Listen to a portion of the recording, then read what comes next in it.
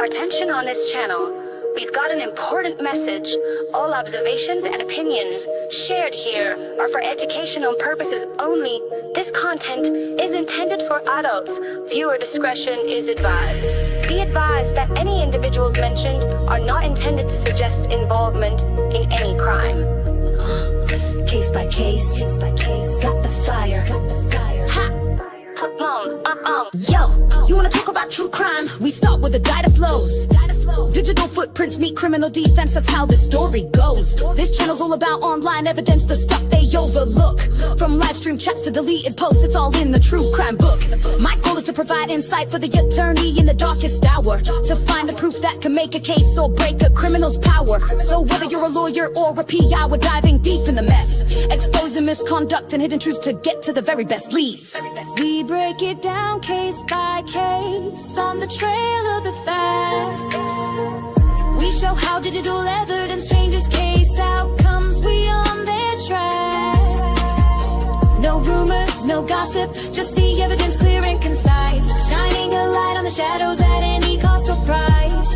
What do we do? Case by case. What's the motto? We're here for the victims, the ones who were left behind. We're here for the families, giving them peace of mind. We follow the paper trail, the digital footprints and the timelines, connecting the dots, we're reading between the lines. We don't just talk theory, we show you how it works in practice. We're here to help you stay ahead of the curve, to get a new analysis. You think you're in charge, but we're here to find what matters most. We're giving a voice to the voiceless, like a digital ghost. Digital ghost, digital ghost. We break it down case by case, on the trail of the facts. We show how digital evidence changes case outcomes, we on their tracks. No rumors, no gossip, just the evidence clear and concise, shining a light on the shadows at any cost or price. What do we do?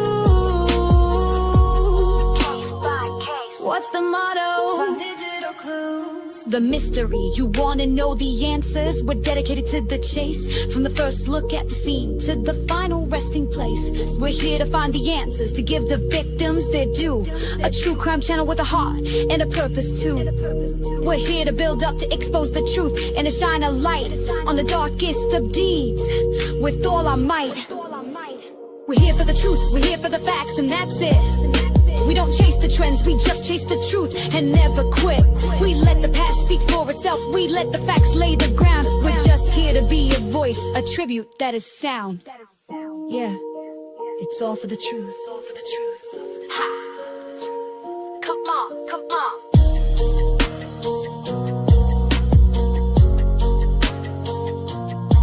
Let's go.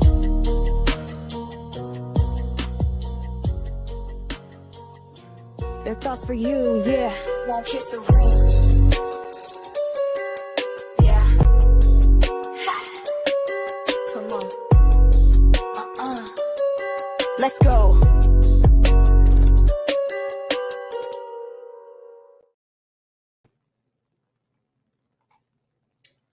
Hello, everybody. Good afternoon. Happy Saturday. Welcome to Case by Case. It's been a week, so glad to be here with you guys. Today, we are discussing, once again, the Delphi case. If you are new to the channel, welcome. Please hit the like and subscribe. And if you're not familiar with the Delphi case, we do have a playlist of, I believe there's 22 or 23 videos of a timeline discussing the case, which the next episode will be Monday with me and Quester and possibly Fungi if she's available. Today, I've got with me Cherie and Fungi. Let me bring them on. Hello, ladies. Hola. Let me do this. Here we go. That's better. Hello. Hello. Hello. So we just got back, me and Cherie, April, and Julie Melvin all just got back. Julie's at work. Julie has to work a 24-hour shift today, so I don't think that she's going to be available. She might be able to comment. But so we left. I think we went over a lot of this on Wednesday night when we went live, but A little bit more relaxed today. I've been working on getting all of the video and footage uploaded, which has been a process because everything has to render. And I've got probably about, I don't know, 80 to 100 videos, and some are long, some are short. And I'm trying to, organize them. So I have to watch a little bit to kind of remember where we were, what we were talking about. So today I've got a playlist started on the channel, which you guys I'm not making it public yet until I get everything uploaded and descriptions in more detail provided. That way, when you guys are watching, you know exactly what you're watching. And then I've got a slew of photographs. Then I've got photos that April has sent, Cherie has sent. So I got to get all of those compiled, but I wanted to go live because I know a lot of you are eager to see some things. So how's everybody doing? There's a poll in the chat asking for those of you who have an opinion on it, if you believe the girls crossed the creek. After this trip, now I've been to Delphi before. This was the first time that I was able to make it to the south end of the bridge. Didn't go unscathed, but we got over there, and it really has changed my perspective on what I thought was possible. So we're going to discuss that. And April, Cherie didn't get out of the car. So I don't know if she, from her viewpoint, if she's got an opinion on things, I'll let her go into that. But what are you guys, post in the chat and let me know what you guys are more eager to discuss today. Lacey to legal. I do have some footage of the crime scene. That again is, again, my opinion only. Changed my perspective on a lot of things just being there. And one of the major takeaways that I have about physically standing at the crime scene are, I would say, three things that the biggest takeaways. Number one, literally standing with my shoulder next to the tree that Libby was touching. I got a phone call from Michael Osbrook letting us know where he was because we were all meeting for dinner. And he said, hey, and he said, where are you? And I said, literally standing at the crime scene. So I had reception. Number two was the distance from the crime scene to the water. I know we've heard 50 feet from the water's edge. I'm literally going to have to get out a tape measure here, like in my backyard, and pull out 50 feet and visually think back to where I was standing, looking at the water. The crime scene is so close to the water that if anybody would have been walking along that side of the bank, okay, it's not like there's not a drop off, and there is like a sand ledge that you could walk along the water. You're either in the water or you're on the ledge. And that ledge is maybe 3 to 4 feet high, right where the bodies were. It is not a 2-story drop off. Like, we have the 2 stories in the phone data that they claim the girls did an incline up. No way. It's not 2 stories. They did not travel up 2 stories there. I just can't, I can't buy into that. But the distance from the crime scene to the water was very enlightening. I'm like, if somebody would have been standing over here within 20 feet from left to right and, moving back and forth in front of that crime scene, the girls were right there, literally right there. And we know from visuals of the crime scene where they had the crime scene tape, that area was less overgrown than what it is now. So, we were still, and we're still in the fall.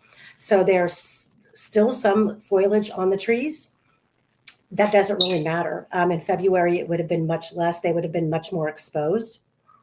So here, I'm going to take my camera off because I got to put my glasses on. I can't read the chat. To see what you guys are saying.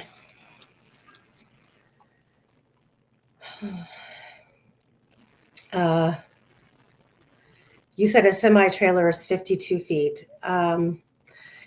Not okay. If you're going to put that as a comparison, I don't believe they were that far in from the water.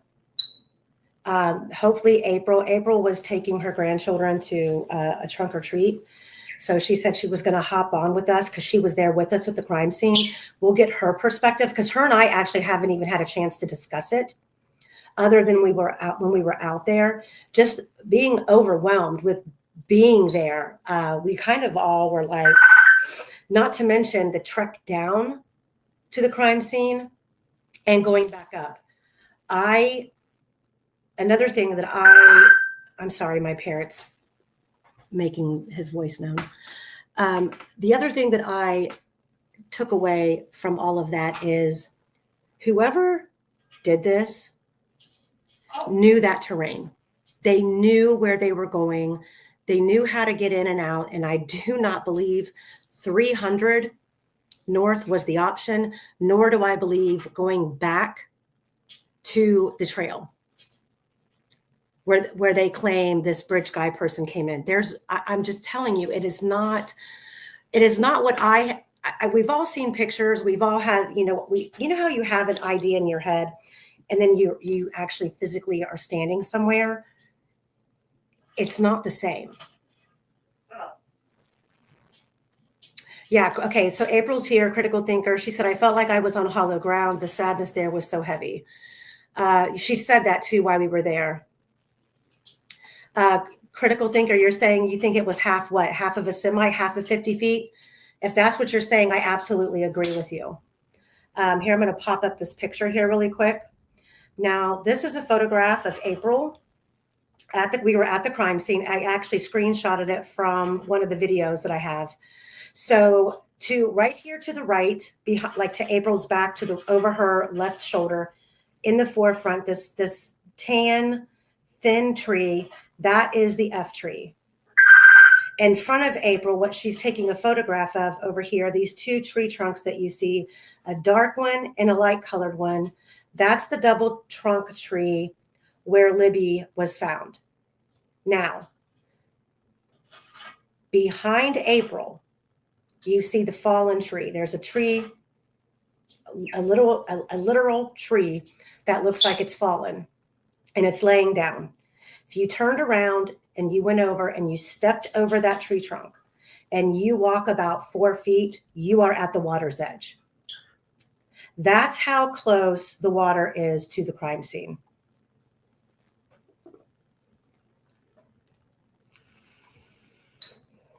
I hope that puts a little bit more perspective.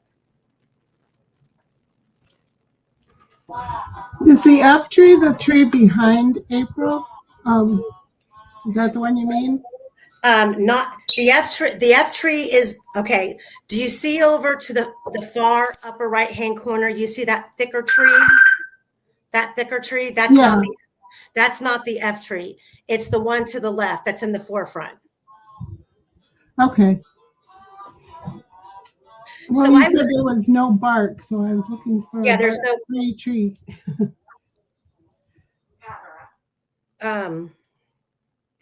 So Amanda says she has a question. So this means your theory has changed, or are you more solid in what you think happened? I never really had, and I still don't, and I'm going to go over some things, like some possibilities that now that I've been there, because it's changed my perspective on the landscape, I'm going to discuss it. I never really had a theory as to what happened. I do know that the timeline is wonky, the state's timeline, and Quester and I have beat it like a dead horse, trying to figure out what's missing here.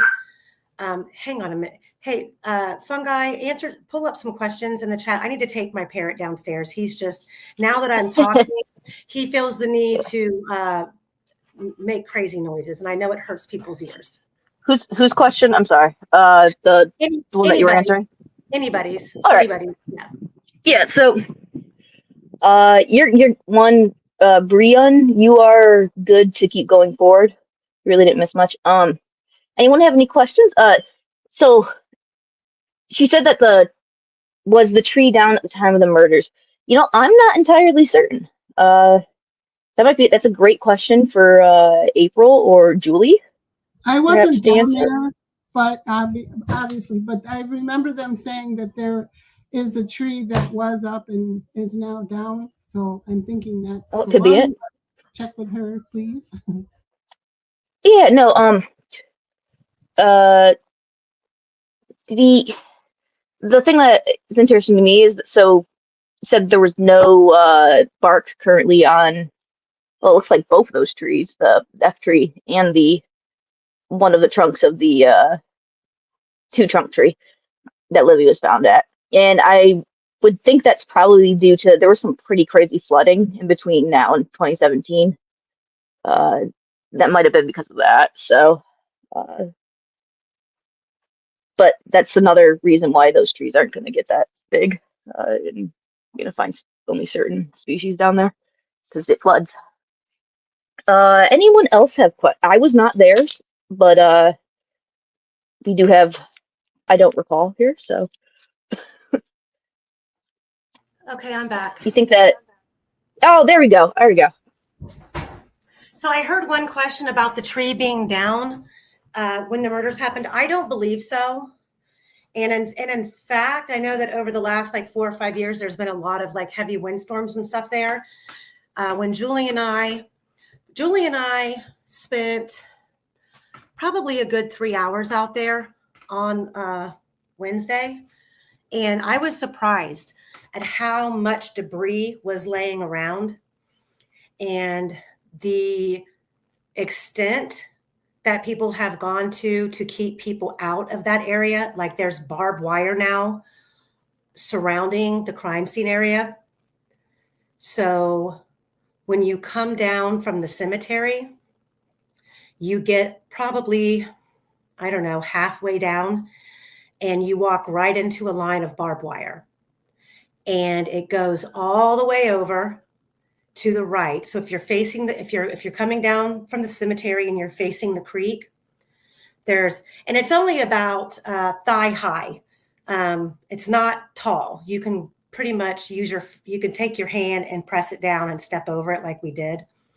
But it looks like what they've tried to do is they've tried to coordinate off Logan's property and Mears. So there's barbed wire going left to right. And then there's also barbed wire going from the creek all the way up towards the crime scene or up towards the cemetery, at least halfway, to where the square part where the crime scene is coordinated off as Logan's, and then it's blocking you going over to the right if you're facing the creek towards Mears. And I think that barbed wire's been there for a while. I've heard about it. But someone's definitely, and look, you either there's been a couple people who made some comments on my Wednesday's video about, it's not a good idea to trespass. Well, there's a difference in trespassing in someone's front yard or backyard or on their property in front of their door. Out in the middle of the woods, to me, is a little bit different. And we either want answers and we're going to go get them, or we're just going to sit back here and speculate. The bridge does not belong to Lieberts, and it doesn't belong to the Webbers. However, they want to block you from gaining access to that end of the bridge. So, I mean, it is what it is. Yeah, she got, the new wife who wasn't a Weber at the time of this crime wants to call it her driveway, so be it. I don't care. I was there. I felt everyone wants to know what it looks like. And for those of you who haven't, because I feel like there's been people who have gone out there and have posted little clips and things like that. And not a lot of people have seen it. Not to mention, here we are, 9 years later, things have changed a little bit. We know more about the case now than what we did years ago. And I feel like if they're not going to allow transparency, then we're just going to have to do what we have to do to get the answers that we want. So if I would have been arrested, I would have been arrested. It is what it is. It really wasn't that serious. She came looking for us. We didn't go looking for her. Where we were was nowhere near her front door, her backyard. We were out in the middle of the woods, and she had to have had a camera. And instead of approaching us, leaving her front door from Weber's, she chose to drive all the way around over to the Lieberts, into the private drive, thinking that she was going to pin us in, which she would have if Osbrook hadn't told us where to go to get out. So she forced us to go to their front door. So there's that, because we had to go that way to get out. Yeah, we had to drive. I mean, we drove right through the front yard. So yeah, it was a great birthday. It was a great birthday. So let me double check. Go ahead. Next time, I totally recommend just wearing high-vis vests. Or high-vis vests, whatever you want to call them. The bright orange ones. No one questions you when you do that, and just stay under the bridge and look like you're taking notes and shit. Mm-hmm. Let me see. I don't know if you guys see Michael in here, let me know, because there's something on here that I'm going to bring up that actually just going through the photos and stuff that I have today kind of caught my attention. Okay, so we might skip around a little bit. Like I said, I don't have everything downloaded yet. I tried to get a gist of a few things, and I know that there are, and I'm going to apologize in advance, there are at least 2 videos that for whatever reason, the video was shot like sideways. It's kind of a long video, but I know that you guys are going to want to hear it. When Julie and I were out on the trails, we did a lot of talking. Julie did a lot of talking and going down memory lane about things that took place back in the day. And so I continued to record because I knew that you guys would all appreciate the information that she was discussing. So, but I will go back and flip those videos around. I just didn't have time to do it today, trying to get everything else uploaded. So let's see here. We are going to share my screen. So now what we did first is on Tuesday morning was the day. Tuesday, I had an agenda created that I sent to everybody. So everyone kind of knew. I was trying to plan things out in what do you call it? In order, like going here, then here, to where we weren't crisscrossing all over the place. And we went to breakfast. So the first place, because it was close, the first place that I wanted to go was I wanted to locate Patrick Westfall's house. And we did. This is the house that he lived in downtown Delphi, right outside of downtown Delphi. Hold on here. And it's literally when they talk about him having, people over at his property for rituals, and that the theory was some of the kids went over to the park. You're going to see where his house sat right next to the park. Yeah, she wanted to cause trouble. lawyer's daughter, she definitely wanted to cause trouble, and we weren't there to cause trouble. We were just there to, she screwed up my whole plan. The only thing I was planning on walking things off. That was really we couldn't go out there with a measuring tape. Although I guess we could have, but we were still pretty nervous just about being there. And so I wanted to count steps just to put it in perspective. And she screwed that all up. I'm still pissed about that. So here's the video of Patrick Westfall's house. It is literally about, if you guys know where Main Street is, it's a 10-minute walk to Main Street at the most. Now, I know that a lot of people think that he could have easily, that's been the rumor, that he could have easily went out his backyard and gotten out to the south end of the bridge rather quickly. I'm not so sure about that. It's not that close to the trails. But here's a video of where Patrick Westfall lived, and the park right around the corner from his house. There are things that there used to be gatherings in his backyard right there.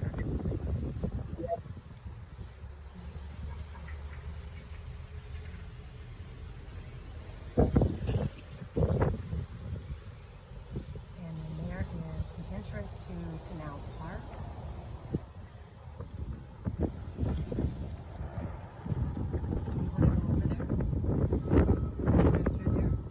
This is the park where we believe that Logan Holder and Abby met for the first time. He did literally live right across the street from Canal Park, literally. Well, let's drive back here.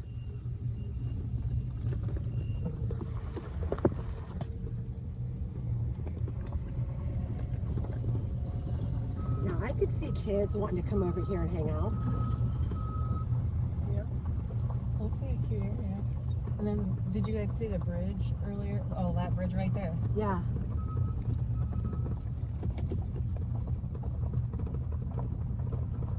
Wolf Spirit Johnson. Abby's house is quite a distance. No, this is not City Park. This is Riley Park. I do have City Park, though. City Park is right by the railroad bridge out there by the Monon High Bridge. Just like cottages that are just there for, historic purposes. Picnic. It looks like there's a bunch of picnic tables. I wonder if you could actually go in those places.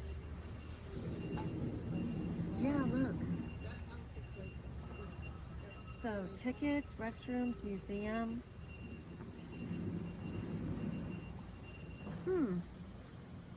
So if Logan Holder and Patrick Westfall's son would walk over here, this would be a place where he met Abby.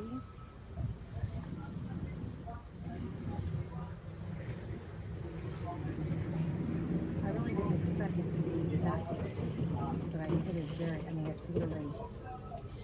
That's the guy that did it? Well, he's a suspect. We think he's a good chance he was involved, but we don't know for sure yet.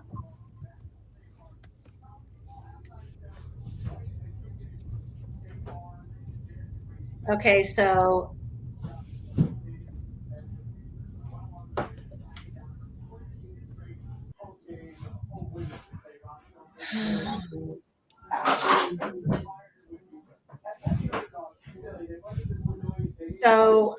yeah, Canal, that was or it could have been Canal or Riley. I don't remember if we saw the sign or not. Let me look. It seems like April said Riley was kind of seemed like we were going out of town a little bit. Seemed like when she pointed that one out. So let's see if there's, because there's several parks and you kind of get backwards because things are close together.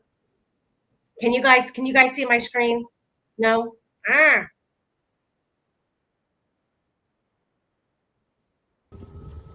So what does that say on that sign? Canal Park. So this is Canal Park, not Riley Park. This is the park across the street from Westfall's house, literally. So you pass West Falls. His street is like a little dead end street. We went down and we turned around. And then you come up and you pass his house, exiting his street. It's on the right-hand side. You come up to the little stop sign right there. There's one more house on the corner that's got the fenced in yard. But this house, I believe, the front door faces the main road. It doesn't face the same street that Patrick's is on. Right here where this car is sitting, when you get to that street, you turn right, and then Canal Park is right there on the left-hand side. So it's not even a block. The kids could have walked there very easily. So you're talking, this is North Washington Street, and I believe, is it West Charles Street that Charles Street that Patrick lived on. So I'll go back to the chat.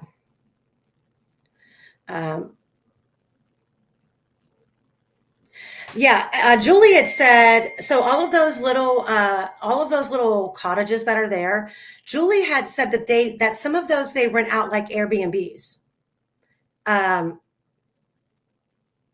So I don't know if that's true. I mean, you could look it up on I'm sure on their website. And but there are tons of cute. I mean, that's a cute place. And there's nothing nefarious about this park. The kids used to go over there and hang out.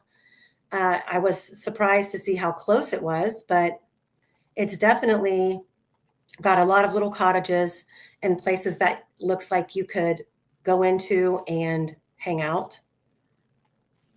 It's more of like a little historic site. But Julie says that some of these little cottages you can actually rent out. And when you walk back up through here, there's like a bridge area. It looks like there's an area up in here that you can go fishing. So super cute place. I mean, very cute place. Will Spirit Johnson says that there's a camping ground there. Not the same as an Airbnb, but there could be both. Yeah, I don't know. I don't know. I just know that Julie had said that. So I'm throwing that out there. So next up, just for general purposes, I did go over to the CVS, drove around back behind the CVS.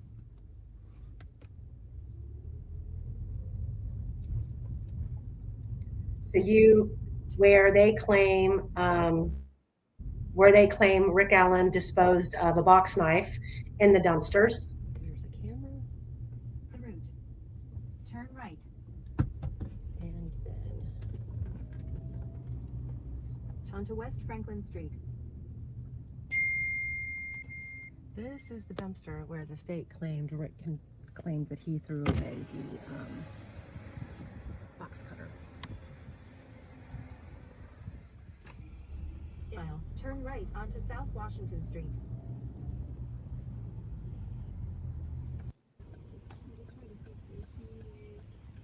You can definitely see it with the leaves off. Maybe we might get a glimpse of it. Okay. So before we go on, it is Critter Mama. It is a very cute, homey town. However, the vibe there, I can't say is cute and homey. I feel like, yeah, and Cherie, maybe you can tell me what you thought. Just going into the restaurant to eat. I personally felt like we had to sit and whisper because I felt like people were, we obviously stood out like a sore thumb because we're not local. I know the people in the restaurant where we ate breakfast were very friendly. The waitresses were very friendly, but at the same time, if you don't know how quickly that sentiment would change if they knew why we were there. So I just felt like personally we needed to be discreet. How about you, Cherie? Because you were there. Yeah, I felt the same way. Not big on tourists, I guess. I don't consider us tourists, but they probably do. We're investigators. Scion Bloor, is that right? It's the brown house. The brown house that we passed in the video was Westfall's. I believe it was a rental property. He didn't own it, but that is the home. And I mean, just think about the conflicts of statements to where I know of 3 that were made, and one came from Brad Holder in his deposition when he was asked, did he reach out during the time that the girls were missing? Did he reach out to Patrick Westfall? And he said he did. And that Patrick had said, no, he hadn't heard anything. He was out of town. Then you've got Jerry Holman in one interview claiming he could never put Patrick Westfall in Delphi. Then you've got Jerry Holman. So actually there's 4 contradictory statements. Then you've got Jerry Holman again claiming Patrick said he was at home. So that was the extent of the investigation. We're just going to take Patrick's word for it because he said he was at home. And then you have Patrick Westfall himself on Not So Sleuthy Investigates channel, claiming that he was at home all day. So we're going to go, Scott, we're going to go by Abby's house. And I think I pointed out the wrong house because we were able to go back and I talked to Julie about it, and I'll pinpoint it when we go by it. So we did this. Scion, we can see you in chat.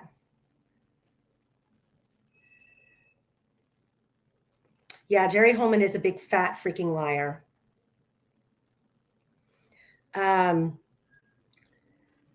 So I think what you guys are going to see. So what I'm going to show you now, here was what we were doing when we got sidetracked and we ended up on the south end of the bridge. So Quester and I have been, you guys know we've been working on this timeline and the phone data and all that good stuff. So what I was going to do is I was going to go to Rick Allen's house, and we have the route that the state claimed Rick Allen took to get to the CPS building, which was the long way around. Remember, it wasn't going through town like Rick said that he did.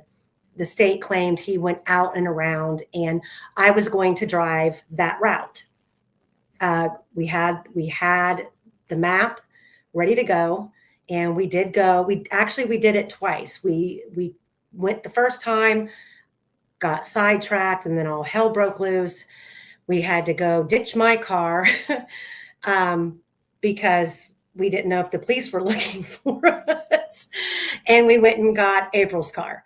So then we went back to Rick's house and actually did the drive. And I don't think I have that whole drive up yet. So let me get us here.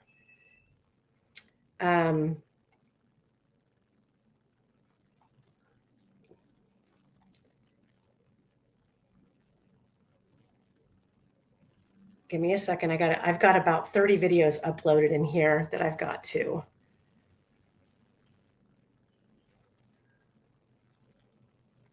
Okay. So we were in front of Rick's house, and we came out of his street and we turned right. And about a half a mile. Now this is how close this is to Rick's house, which again, it'll change your perspective on, okay, why go all the way out in BFE to park to hide when, I mean, there was an easier access to the south end of the bridge if that's where one wanted to go.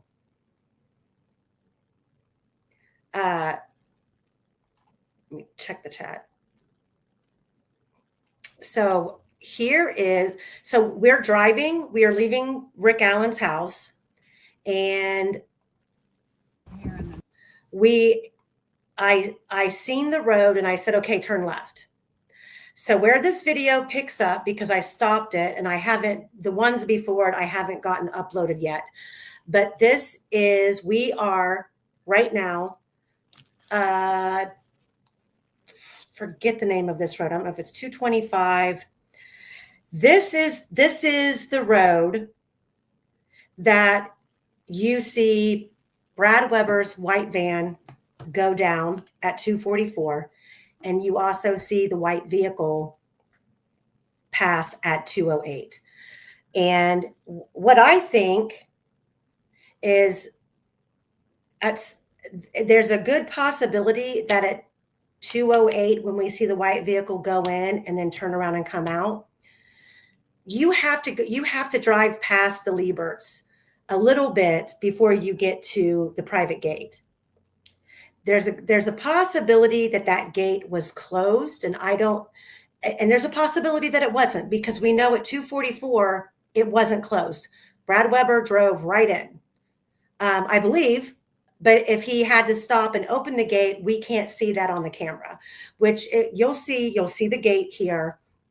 But if the timing of this video of the white vehicle going in either got to that gate and said, we better not, and turn around and came back out, or the gate was closed.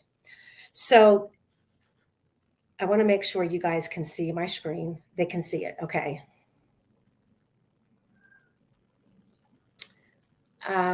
No, Critter Mama. Oh, thank you, Scotty. Thank you so much. Yes, this was a long trip. Well, we all split it pretty evenly. And I have to say that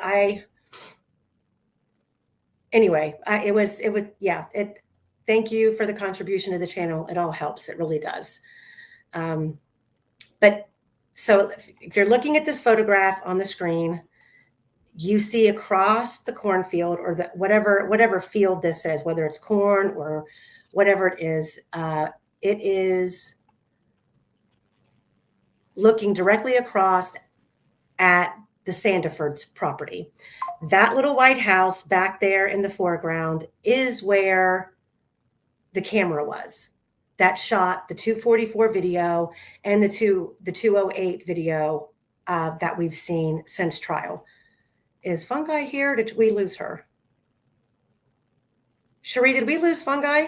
She left a message in the chat that she had an emergency to take care of. I don't know what.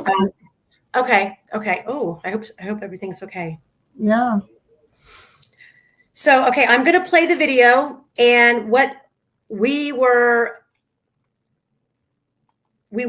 I think what happened here is when we turned down off of the main road onto this, I personally wasn't expecting everything to come up so fast.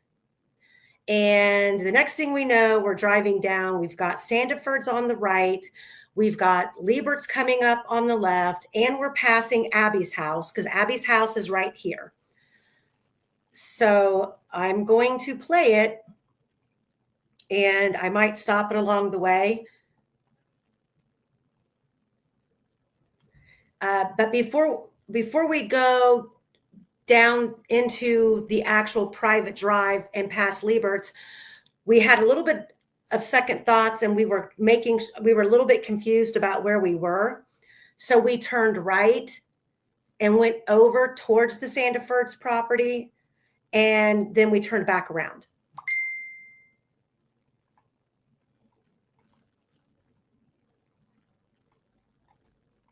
Here and then turn into that house and turn around. Just to see where this goes. Slight right toward west 252 It says north. no outlet. Slight right toward west 252 north, then slight left.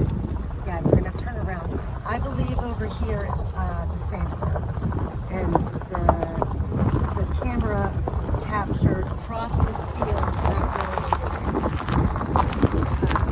the white vehicle. The one that we just came down. So if you want to just turn around.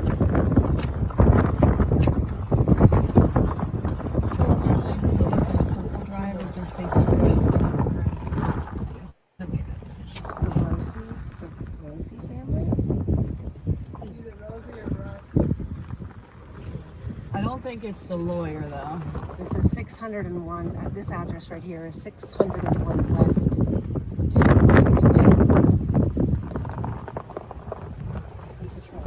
And what are you looking for? Abby's So- house?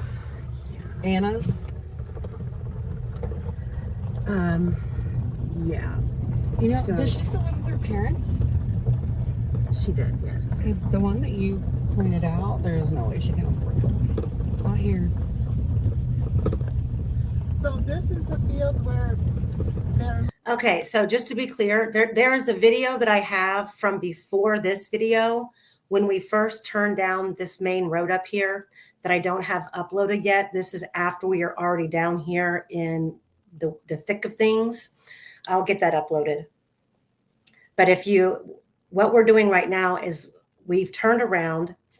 In this frame that you see, we have the Sanderfords over to the left behind us.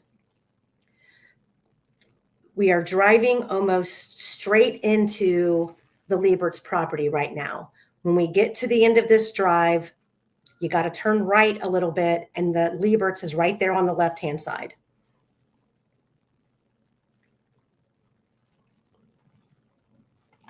looking across the field and see a white thing. So then that is the private drive. I if you believe keep so. going straight. Yep. And that truck just went straight. And No, where's- that truck just turned into that brick ranch right there. Oh, did it? Where's Mhm. and you can't see Brad's place though? Yep. So look, hold on. West 252 north. We're north 625 west. So when we get up here to this little thingy right here,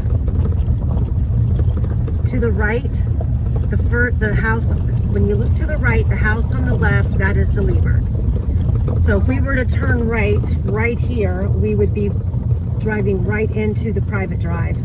So this is the road right here that we've seen the white car come in. I'm going to turn right. North 625 west. Hold on. It says we're watching you, but I mean, Yeah, we're gonna pass. we can just say we're lost, you know? Mhm. I want to see the gate. Go. Doesn't look like maybe anybody's I don't home. think That's so. the Liebert's property, 6482. Weber and Sanders is what that says. Right there. So wait. Was that Weber's? No, this is so the gate, oh shit, the gate is It's open. open. What do we do? Go. Fuck it. YOLO, right? That's true.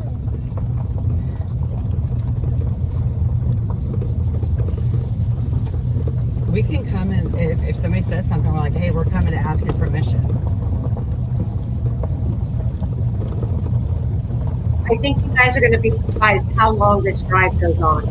This is a long drive to get to the Shouldn't bridge. we be able to see the bridge from here Not yet. once we get down? Not yet. Yeah.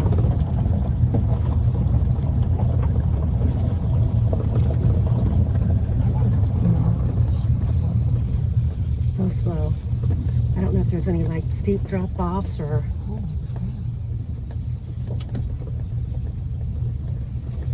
It would be nice to live back in this secluded area. I love this. Yeah, I agree. So we know the white car wouldn't have drove down this private drive. Holy crap, we're gonna go around these logs here. Yeah, we're okay. On this side, we're not gonna drop.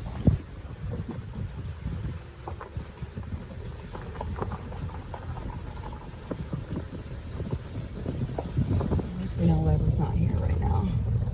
Hopefully not. He's not. Hey, the shoe tree. There is the shoe tree.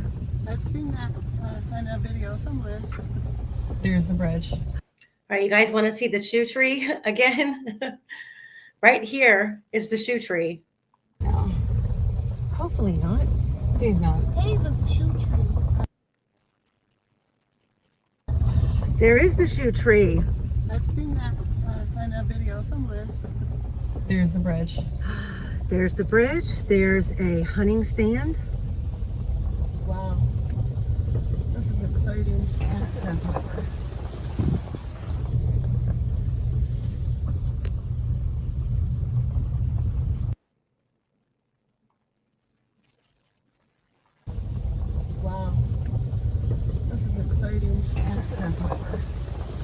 critter, critter, critter mama, jeez, wants to know the significance of the shoe tree, and I've forgotten too. Oh, shoot. So Here, the and then shoe turn into tree that house and apparently, drive all down. right, Turn around. got it. Turn around. The shoe tree is something I think that I've heard that Kay Weber was the purpose of the shoe tree. Um, Julie would probably know. I'm not 100% sure the significance of it, other than it was something that Kay Weber started, I believe, sometime like not long after one of her sons died.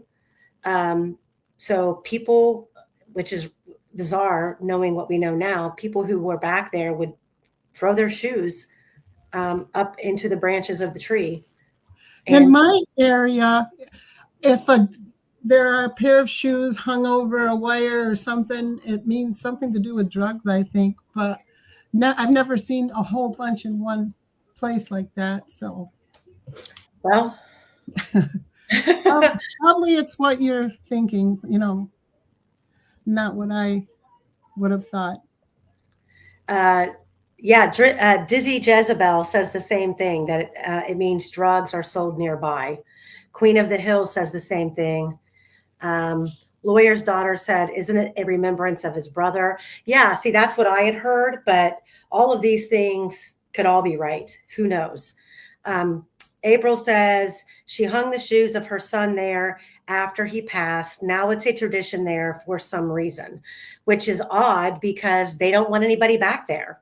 I mean, look how far away this is from civilization. I mean, we're back up into the woods.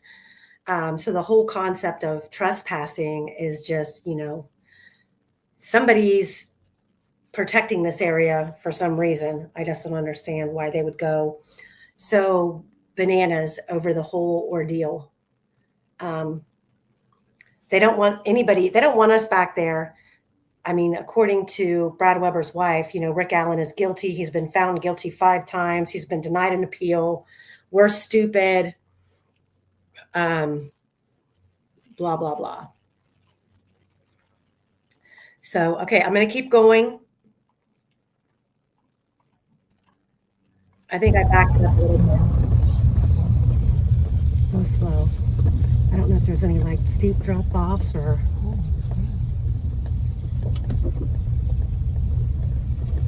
It would be nice to live back in this secluded area. I love this.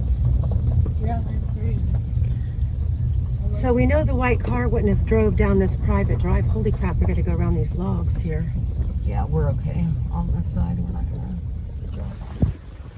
See, the left-hand side of this video is it's literally a big drop off At least we know Weber's not here right now. over to the left. And as you get closer to the bridge, it narrows. There is the shoe tree. I've seen that kind of video somewhere. There's the bridge. There's the bridge. There's a hunting stand. Wow. There's a sign on a tree that says Weber's. And it says Weber.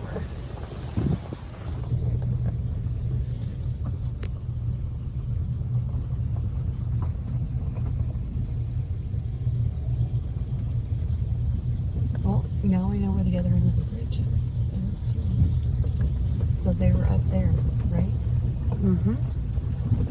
That is the south end of the bridge.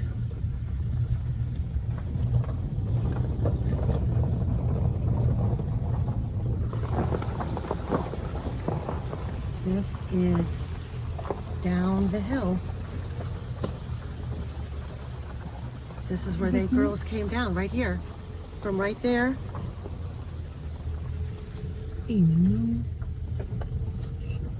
Where did they cross the creek? Turn around and we'll get out. Get out of the car? Yeah, You want me to just pull right here? pull in right here. And if you keep going up there, that's where Weber's house is. All right. Back in. I want to know. So I had April back in and then turn the car around, thinking that if anybody was going to come out with a shotgun, they would come from Weber's property, which in fact they did not. It was almost as if they had followed us in from a distance. So there's that. Let me go to the chat.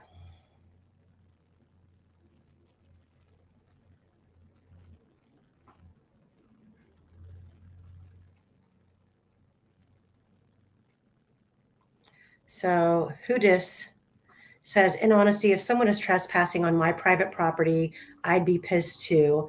And they probably get that a lot, but I wouldn't block you in. That's counterproductive to wanting you to leave. Yeah. And I mean, we weren't, I mean, look at where we were. We weren't bothering anybody. And if she didn't have cameras, she would have never known that we were there. Shoes on wires mark territory. Let me see. Scott says, it's amazing there's 200 plus people here on a Saturday morning when the bootlickers troll and stalked. Of course, nobody's been stalked like HTC, sorry, not sorry. You're talking about Hoosier True Crime? Hidden. Oh, no one's been stalked like Hidden True Crime, like Lauren. Oh, God. Lord.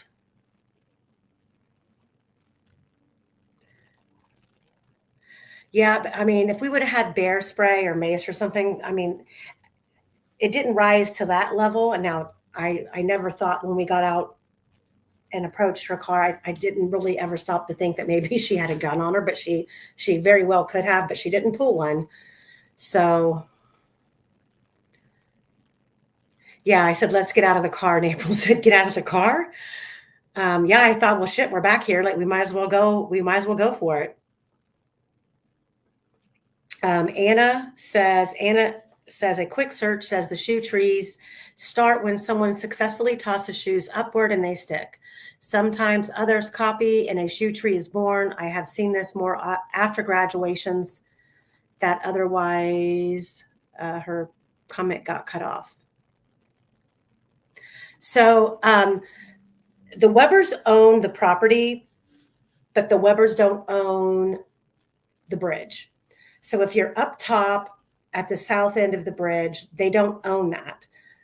But them owning the property underneath, they're preventing anyone from going there, basically. Yeah, the gate was open. That's why I was like, holy shit, the gate's open.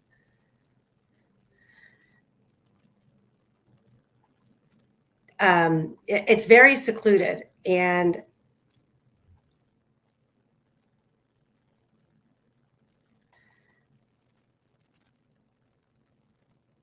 so anyway, that's the end of this video. But I wanted to show you guys something that Osbrook pointed out before we go on to the next video. So based on the GPS data of the phone, here's an image of the down the hill. And I just notated in here that the video and the photographs do not do it justice as far as the angle. And so is Michael here? Because if he is, I want to show him something that I came across this morning. Hey. I haven't seen him yet. Is he? Yeah, he is. Yeah, okay. Pointing a firearm is actually a crime. Yeah, so I'm glad that I didn't have anything like that to make anything escalate any more than what it did. She was just, you can call me unreasonable for being there, but I also call her unreasonable for the way that she handled it, knowing the interest in this case and the fact that nobody's out there doing anything nefarious to her property. It was just all really ridiculous. So on here, I screenshotted from one of the videos that I have the angle. It kind of, this hill is very steep. It doesn't appear that way in this video. You only realize it when you're walking up it. And I think the one that I took shows somewhat, because it shows you coming down and what a hard time you were having. Yeah, I mean, I struggled getting up. Like, you're not on your hands and knees, but you can't stand straight up and down. You have to lean forward, and I had to use my hands to stable myself on the ground. To like, it's not a bear crawl because I was still on my feet, but I had to hunch down and maneuver up. But hey, I'm gonna Osbrook, if you want to come up, I'll drop you the link. So what I did was I tried to splice some images from the video to, if you're at the bottom of the hill that the girls came down the hill, not the secondary hill. So if you're on the private drive, which you can see winding, excuse me, you can see winding here at the bottom left-hand corner. Everything to the left of that winding private drive is a straight down drop. So what I did was I took images and I spliced them together to show you the height of the hill that goes along this right-hand side. Excuse me. And the reason I did that was looking at this hill here.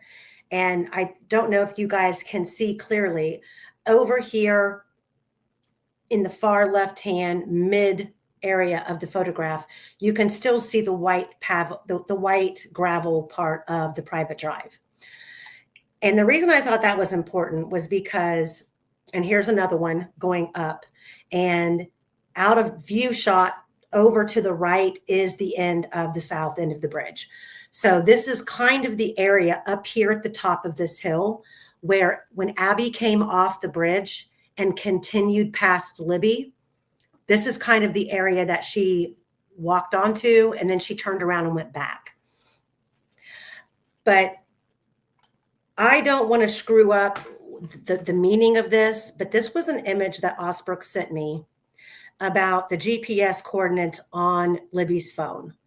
And after the video was shot, for whatever reason, at some point, the coordinates of the phone took the phone here, which is down over the backside of the south end of the bridge. And I'm wondering, so when I was at the very top where the video was shot, and Abby comes back and you hear guys down the hill, Abby turns to go down. It took me 47 steps from the top of the hill, and I was going slow, but it took me 47 steps to get from the top of that bridge to the private drive, which is not accurate. I know that, but that was the only means of accounting for the distance. And then there's more steps, and then you've got a 2-story elevation. Is it plausible that they got down the hill and in such a fury, these people who took the girls weren't really sure where they were going to take them and decided to take them back up here?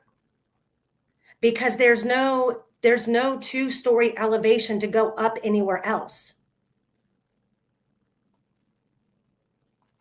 And going over the private drive and down that second massive drop off, you end up on flat land, and then you would cross the creek, and being over at the crime scene at the water's edge, that's not a 2-story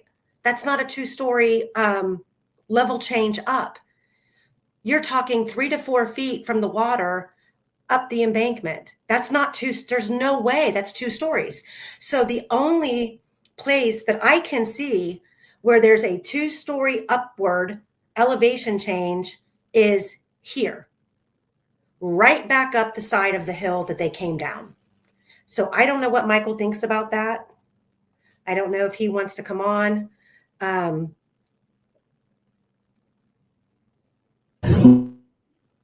I think he said at one point, okay, so I think he does.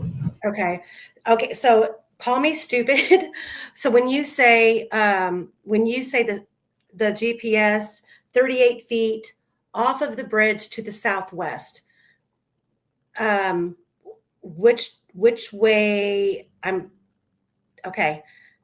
Hold on. Guys, I'm dropping this link. This is not for everybody. This is for Michael to come up. Michael, I'm dropping it in the chat.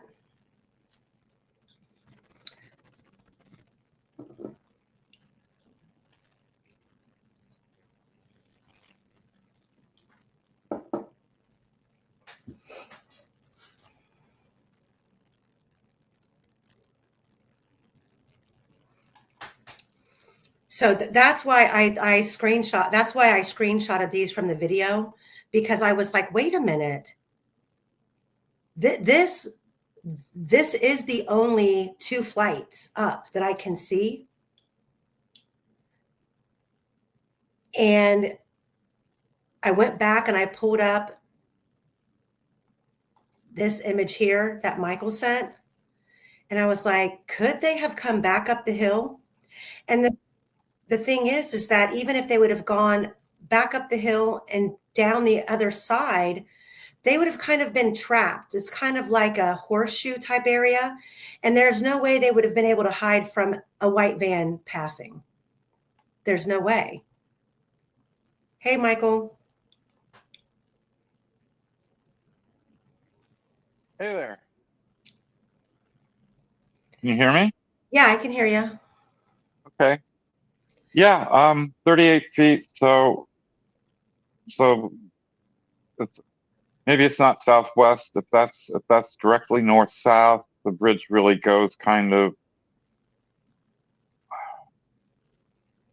northwest to southeast, but they came off not to the left of the bridge and down the hill. But if the GPS info at the end of the video is accurate, I think if you zoom in on that picture, they end up where that yellow dot is. Oh, the one that you sent? Okay. Yeah. So they went off the bridge the other way. And by the way, I really think that I have no explanation for how the first GPS fix on the video is over at the high school. I know the expert said, well, it just gets more accurate over time. And it's like, I've looked at other videos and there's one in particular, and it's only 3 seconds. I've mentioned this numerous times before, I think, but I like to repeat myself. So, they were geocaching on the 11th, and they were at Ellers Pond Park, and I think they were just making a record of where they were. And I think it was probably Kelsey doing a video. If I remember, that video is of both Abby and Libby, but it might have been just Libby on the 11th. But it's only a 3-second video, right? And it has the picture. It has the plaque at the entrance to Ellers Pond Park in it, because I guess they're trying to record where they are. And if you take the GPS coordinates off this 3-second video, right? Uh-huh. It is right on top of their heads, right there by the. It is deadly accurate. That's in a 3-second video. This is a 43-second video. I have no idea why it started off over at the high school. I'm not an expert, but let us just say that the final fix on the video is accurate. This is deadly accurate as the Ellers Pond Park thing. They did not go down the hill. They went the other way. So, and So when you look at the phone data and the GPS, and I know there's a huge discrepancy in how accurate the Apple Health data is versus the GPS. The Apple Health data was registering steps, but I feel so. I think the first amount of steps were like 66 steps. Right after the video was shot. Doesn't mean it was actually 66. No, So the 66 were the last. what was immediately after the video stopped? Do you know off the top of your head? It was 400 and something, I think. After the video stopped? Yeah, yeah, because so Michelle After Dark did a whole thing on the steps, and so there's sort of a range. I mean, if you want to, there's kind of a range down there. If you believe they went down the hill, there's sort of a range of where they could have gone. And then the 66 steps are after the 7-minute pause, and those are supposedly the steps across the creek. Okay, so they had 465 steps to burn. But the elevation change doesn't come until later. And the elevation change is with the 66 step. Right. And well, let me so I mean, I'm suspicious of it all. I'm suspicious of the Apple Health data and how it's read. I mean, I need to go look at it more carefully, but it would be interesting to line up the step. Well, so I mean, there's plenty. So there's plenty of room down here. So, for example, let me back this up a little bit.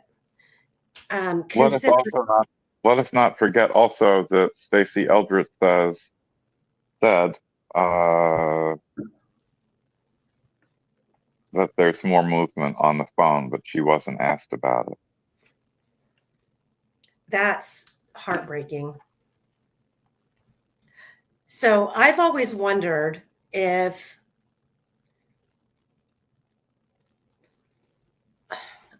first of all, so it was on Rick Snaith's Live. She didn't say it outright. She absolutely implied it, though. I remember that. I remember that. And then on Bob Motta's Live, she said there were a lot of things she wasn't asked about.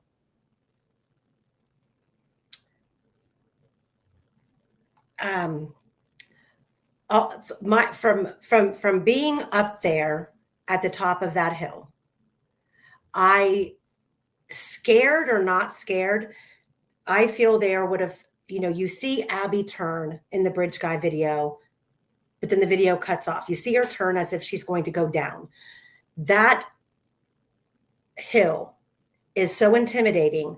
There would be pause unless you just dropped on your butt and you slid down. But then I've always wondered, I always thought there was the ability to walk straight across the private drive and go down another hill. Now, Fungi is going to look at the elevation and the erosion of that area to see what's transpired in like the last 9 years. But if I'm visually walking across the private drive to that edge to go down that second hill, it is a straight drop off. Now, I know that Julie said there's a place, if you're facing that drop off, far to the left, there was a path, like a worn path that would take you down at an angle. I wasn't aware of that. And I don't know if in the frenzy of all of this, if that would have been something that happened. So if you've got these 400 and some steps, could the girls have been brought back around the private drive, back underneath the bridge, into this area up in here that let me see if you guys can see my screen. Hold on. Let me share my screen.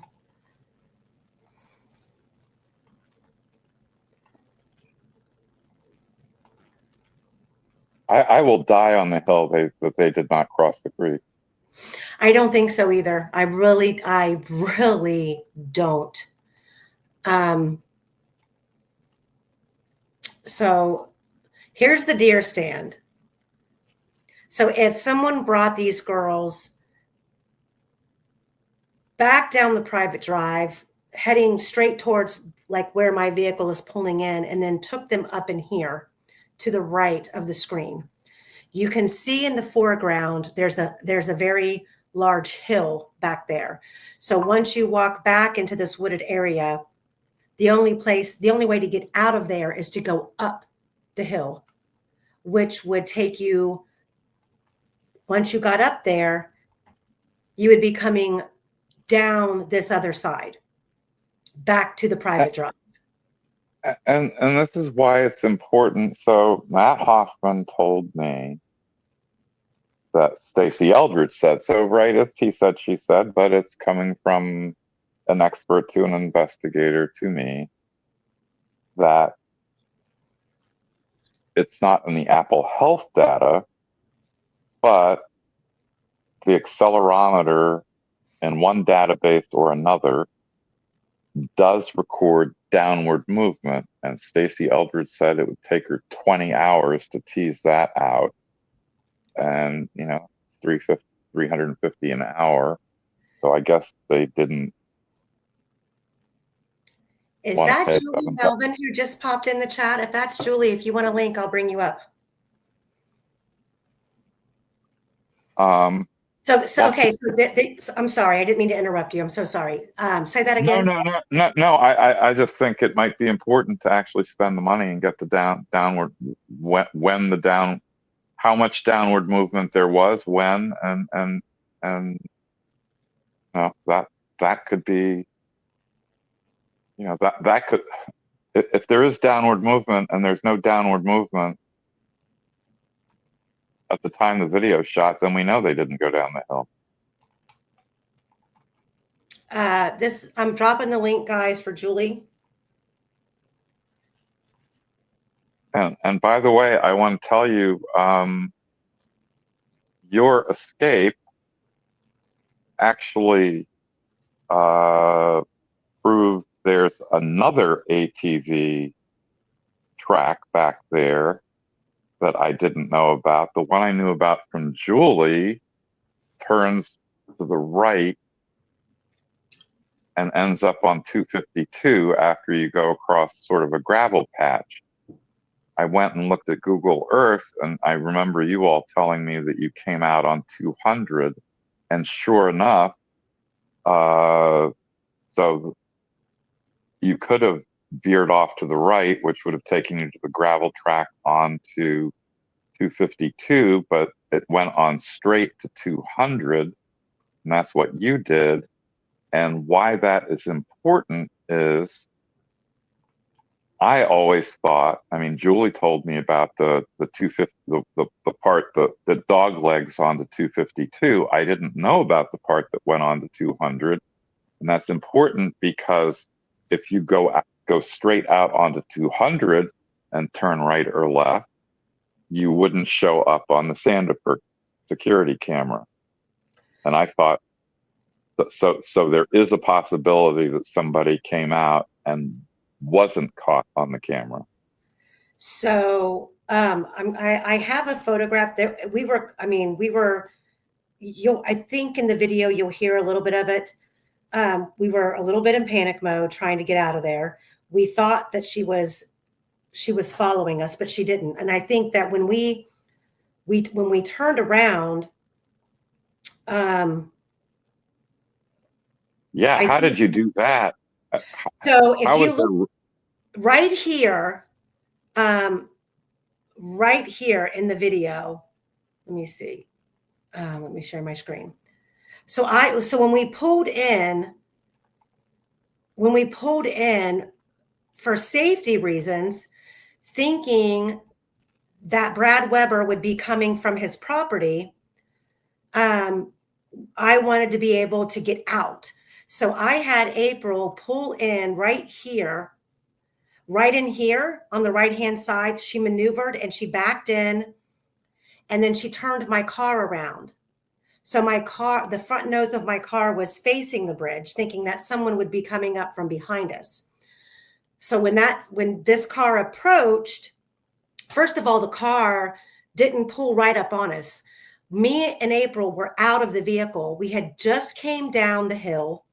I had just got done counting the steps, walked across the private drive, and we're looking over the embankment. And we were both saying, no effing way. No effing way anyone went straight down this embankment. And I happened to look over my left-hand shoulder and I said, oh, fuck. Because she was sitting, she hadn't come underneath the bridge yet. She was parked right there, right before you come under the bridge. So me and April turn, and I think Cherie's got it on video. Me and April turning, walking back to my car, and she pulled in under the bridge and stopped about 20 feet from my car. And once we realized she wasn't going to let us leave, we turned around. And I have a photograph. I'm getting ready to send it to myself right now so I can pull it up here. Let me see.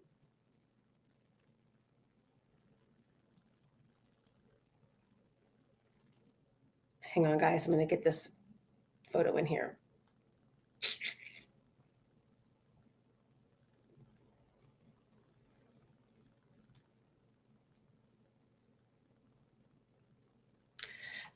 So when we turned around, while we were sitting in the car, we called Michael, and he was telling us, you know, if you're trespassing, you need to leave.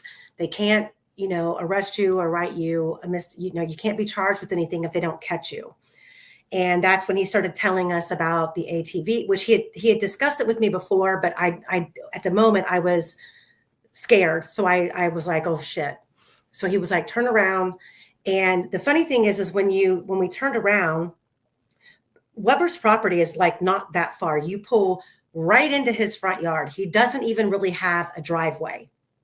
And I have a photograph that I'll show here in a minute. I think Julie's in here. There she is. Hey, Jules. Hi. How you guys doing? Good. So, okay, all eyes just, of course, drop the knowledge of all of the 208, the times and the steps. And as much as we just keep reviewing all of this, it's still a conundrum. Like you just can't really come down to a solid answer. By the way, you don't. So the thing about the Apple Health data is that it tends to record in, I think it's 10-minute intervals. So the 208 to 218, you don't really know when the 414 steps started in that. Yeah, because or the 548. The 208 to 218, that has to, if you believe everything that we've been told, the 208 to 218 is in between right after Abby's photograph was taken on the bridge and a couple of minutes after the bridge guy video was shot. So 414 or 548 steps is some of that consists of already being on the bridge. Yeah, and it's also a question of, you know, given how you have to walk across, given the way you have to walk across that bridge, like how do those steps get recorded? Is it one for one, or I mean, because I'm not like for normal walking, okay. I mean, I've read this guy in, I think, Australia did a study on the accuracy of Apple Health data, and I think the including an iPhone 6s, and it comes out that the steps are quite accurate, the distance not so much. But I also wonder what effect the kind of walking on that bridge has on the steps. I mean, if you're walking carefully across something, are those steps, or all of those steps, going to get recorded? Right. Well, I know I walk anywhere from 8 to 10 miles a day at work. And it records on my phone and on my Apple Watch. And I'm short, and I'm assuming, it also has to do with how tall you are, how wide your stride of steps are. And my data is rather consistent every single day. And I can tell when I varied from my normal routine at work, and I've done less or I've done way more. And the other thing about my health data on my phone and my Apple Watch is I have flights of stairs that I go up and down throughout the day, and my health data never records downward. It only records flights going up, and it records a flight of stairs. And the stairs at work I have 9 stairs that I go up. That's stepping on the first step, and the last step before I get to my next level is 9 steps. That records a flight. I would imagine that across the board, the Apple Health data record or recording is similar throughout all of the different iPhones. So when you say 2 flights, that's a good distance. That's a hill, something like what we're seeing on the screen. That's not from the water up a 3 to 4 foot embankment. That's a flight going up a flight of stairs. It's where that would have been, I do not know. Where they would have recorded that. Can I go to 2 questions in the chat? Uh-huh. So, lawyer's daughter asked if they have battery health, like temperature changes, and that was used in Karen Reed's trial. There is. So I've looked at Whippen's site, and there is a data thing in Knowledge C for temperature. I'm not a phone expert, so I'm not saying my attempt was in any way competent, but I opened up the Knowledge C database and tried to look for, so he gives you what the name of that entry in the database is, and I looked for that and didn't find it. Basically, you'd have to ask an expert. I was interested in the battery temperature as well. So the answer is, I don't know if the iPhone 6, yes. I don't recall. Whippen as in Ian Whippen, yes. He's got a whole website that actually has the names of the names of the entries where particular things appear. It's computer gibberish. So you'll find the temperature and you'll have to look at the site. As I said, I'm not a phone expert. I play one in the movies, and nobody's giving me an Oscar. So anyway, yes, I'd be very interested going forward about whether the temperature stuff's in there. But the other thing is that Anna Lizette, 5897, asked a really good question. If they left in a vehicle, why, all caps, would the offenders risk discovery by taking the victims just to Ron Logan's land? Seems if a vehicle was used, crime would have happened and ended somewhere else. And yes, Anna Lizette, that is a problem. I mean, the dangerousness of taking the girls away and then bringing them back just seems insane. And but if I could add something, to that, the I there is, and Julie, you can chime in here too if you want, simply because we just trekked from the cemetery down to the crime scene from Ron Logan's property. There's no way, there's absolutely no way that Libby was transported from Logan's property down to the crime scene where the girls were found in a wheelbarrow. There's no way. That terrain is too rigid. It's too rocky. It's very difficult to navigate. And the only way I could see someone bringing the girls back to that area would have to be if both girls were walking on foot, not after Libby had been attacked. Julie, what do you think? Because we followed your lead, me and April, down that, and April's in the chat. She can voice her opinion, but I mean, it was a struggle to get down, and even coming back up, I bit the dust. I'm not going to lie. I mean, I've got it on video. I bit the dust, and you're watching where you're stepping, but the leaves and the tree limbs and the branches that you have to step on and step over, you just don't know where your next foot is going to go, and you could just end up in like a pothole out there. I tend to believe that these girls died there. I just think that they were killed there. Not where they were laying, somewhere else. I mean, I don't know where else. But clearly, when I'm sitting in court, and they're showing the pictures of the girls, which was so tragic to even view. But it certainly doesn't look like what we saw. Everybody passed those pictures around. When you see, it's almost like a scene that's been set up like in a movie, because they show this, what I think I showed you, Amy.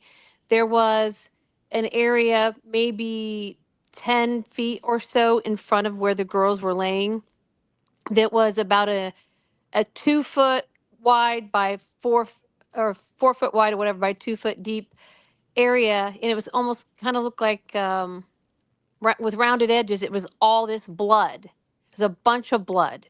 Like, you would have thought it was from at least one of the girls, all of it. And then you've got the F tree. Then you've got this other tree in the background where they showed in court there was some blood at the base there. Um, in my mind, I'm thinking Libby was washed in the water, rinsed off, because her hair looked like it was slicked back. I know I've said this before. Libby, or Abby, her hair is dry. And in court, when they showed the picture of Abby, it appeared that Libby's jeans that were on her were drying. Like if you put wet jeans on and they were still damp, but you could see the area which was finally drying. You could clearly see that. It doesn't mean she was wet in the water. She didn't appear that even in the pictures at the trial. But Libby appeared that she had been in the creek somehow, like maybe afterward, and then she still had that residual blood on her fingers and her, I don't know. So, well, somebody just asked if they were brought there by boat or by ATV from upstream being the opposite direction of the bridge, like they trucked, like going down the hill, cutting back through the woods, possibly crossing the creek at a shallow area. That was the reason I wanted to see for myself where Tyler Joe French's property was, because when you look at the property on Google Earth where his stepfather lived, there seems to be a serious series of ATV trails in all different directions that leave that property. And we did find it. We have video of it. It is so far back in the woods. It's like, you'll hear us in the video talking about, like, this is creepy getting back there. But once you're back there, you can see that nobody would be leaving Tyler Joe French's property and going back out to the main road and walking the roadway to get to the south end of the bridge. They had to have had a back way, more than likely with ATVs or a boat, a canoe, or a little, a little river boat, which we did see there on the property. I've got a video of it. Just looking at all of the different, possibilities, that is a possibility.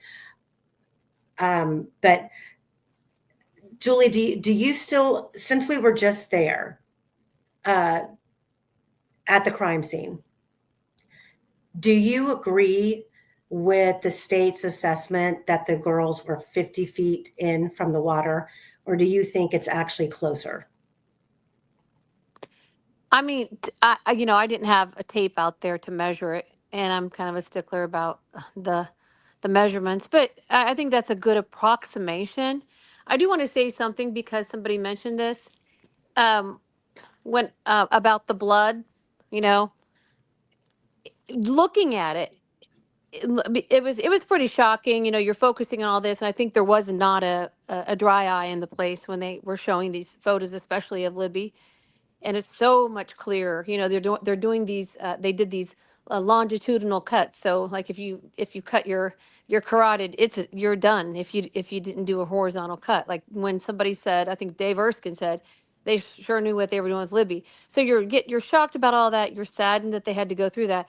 But when they were showing those photos, that area where the blood is, it looked like if you had a bucket of blood and you poured it all in that spot and then you messed it in a few other places, including on the tree. It literally looked like a staged scene. Because think about it, anybody that's going to get cut on the neck, even if they can't escape or get away, it's going to be drizzled all around. You're not going to have a person just sitting in that spot bleeding out.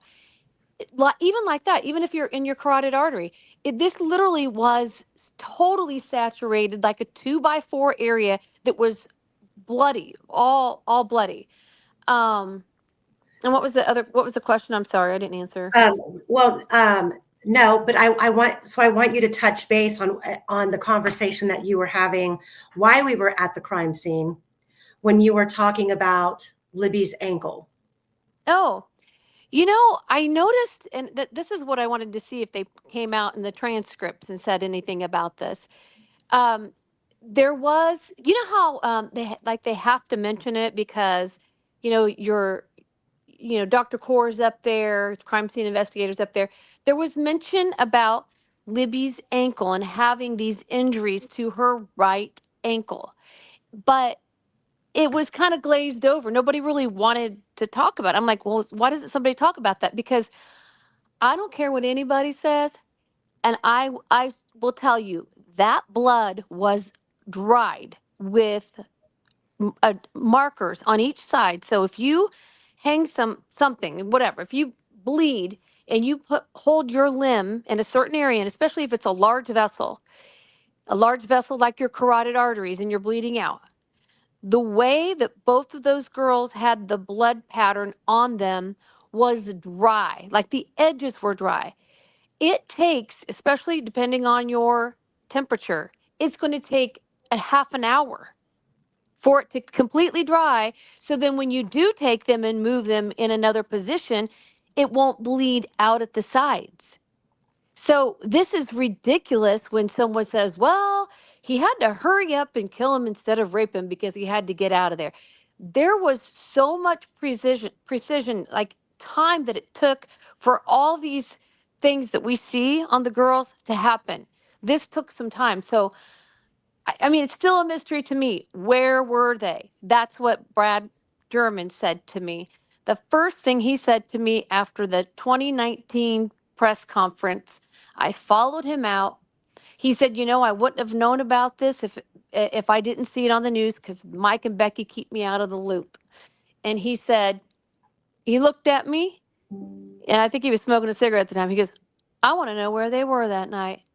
And I actually was kind of shocked to hear him say that because I thought, okay, people that say that are probably considered conspiratorial. This is Libby's own grandpa that says that he took his dog out there with a shirt of Libby's, and I thought it was at night because he said it was dark. But come to find out, it happened to be early morning out there, and they had already searched there. There was people, like near at the edge of the creek, saying, "Oh no, we've already, we're redirecting. We've already searched in this area, so we're directing people this area." And his dog was barking, but Michael Capitanio prevented him from crossing. He said, "Hey, we've already worked this area, so we're searching over here." So how is it even in the morning that you hadn't seen it? Not at, I mean, early in the morning, 7 o'clock in the morning. And what do we believe? They were found like 9:30. I mean, something's off, and it has been off from day one. Yeah, My sister. the transcripts are really telling, especially when we had them transcribed through 3 different programs, and there wasn't really any discrepancies in any of the 3 of them.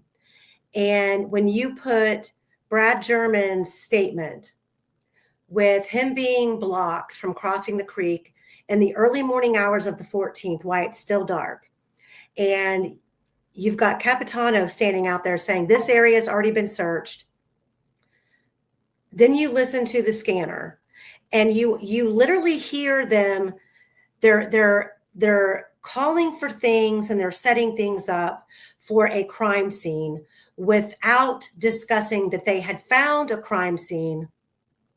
And Cherie, case by case, she said, what was the question I missed? Uncle Bob, I asked you, or I said, you were still recording during the escape? Some of it, yes. I accidentally, I thought I hit record, but I actually took a photo instead, and then I started recording. So you'll actually get to see the ATV trail that we went on. I thought I just saw a glimpse before you went back to your screen. So I did. Us passing Weber's. Yep. So, but when you put that with what's going on the scanner, and then there's a period of time where law enforcement is unaccountable. It's like they all, they're blocking people from coming into the crime scene area. There's people who are posting online that they showed up out there to help search, and they were turned away. They were told to leave the trails because they had canines working, which we know that's not true. They had canceled them the night before. And once they see the clothes in the water and they start making phone calls to law enforcement's not available. They're not answering the phone, to the point where then Mears is called, and he then calls Pat Brown, who's not on location, to see if he would come in and go down to the edge of the creek, because people believe that they're seeing items of importance in the water. He then pulls into the cemetery, has enough time to make it all the way down what we trekked through to get to the crime scene area. And no one at that point in time, no one had still been able to reach law enforcement. It's almost as if they knew the girls were there and I can't make any sense of it, why the timing of the girls being found would be something that would be, hidden, unless there was something else going on with the crime scene that they were trying to minimize or prevent the public from seeing, like if the girls were found in the water, they pulled them up out of the water. I don't know what it means. All I know is what the scanner says. And so it's like law enforcement cleared out of that area to allow searchers in to be the ones to actually physically find the bodies. That's what the scanner says. And, you've got a family member who's basically, his story is aligning with what other people were saying, is that they were deterred from going down there. And to me personally, if you are standing on the crime scene side of the creek, you're either in the water or you're up on the embankment. And if you're up on the embankment and you turn around and look, the girls would have been right there. So that's my opinion on it. And you know, even the scanner, you've got Kelsey describing in multiple interviews about how when they found the girls and her grandpa, which is Brad German, found out they had been found and they weren't alive, that he thought he was having a heart attack. And you hear on the scanner them calling for an ambulance for a man who could possibly be having a heart attack. And it's around 10:30, a quarter to 11. It's not after 12 when they claim the girls were found. I still go back to the same thing that my sister told me. Okay, whatever. I'll take this into consideration. Just tell it, Julie. Just tell it. Okay. What my sister was told could have been inaccurate. I always consider this.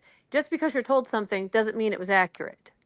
Okay, so I'm at work in the I got a phone call about a quarter after 12 from my sister Diane, and she said that Cody had just called her. Now explain, because there are some new people who haven't followed the case. Explain who your sister is in relation to Cody. Okay, so Cody Patty is my sister's biological son. She's still involved in his life, but Mike and Becky adopted him when he was like 13-ish. Okay, so that's where.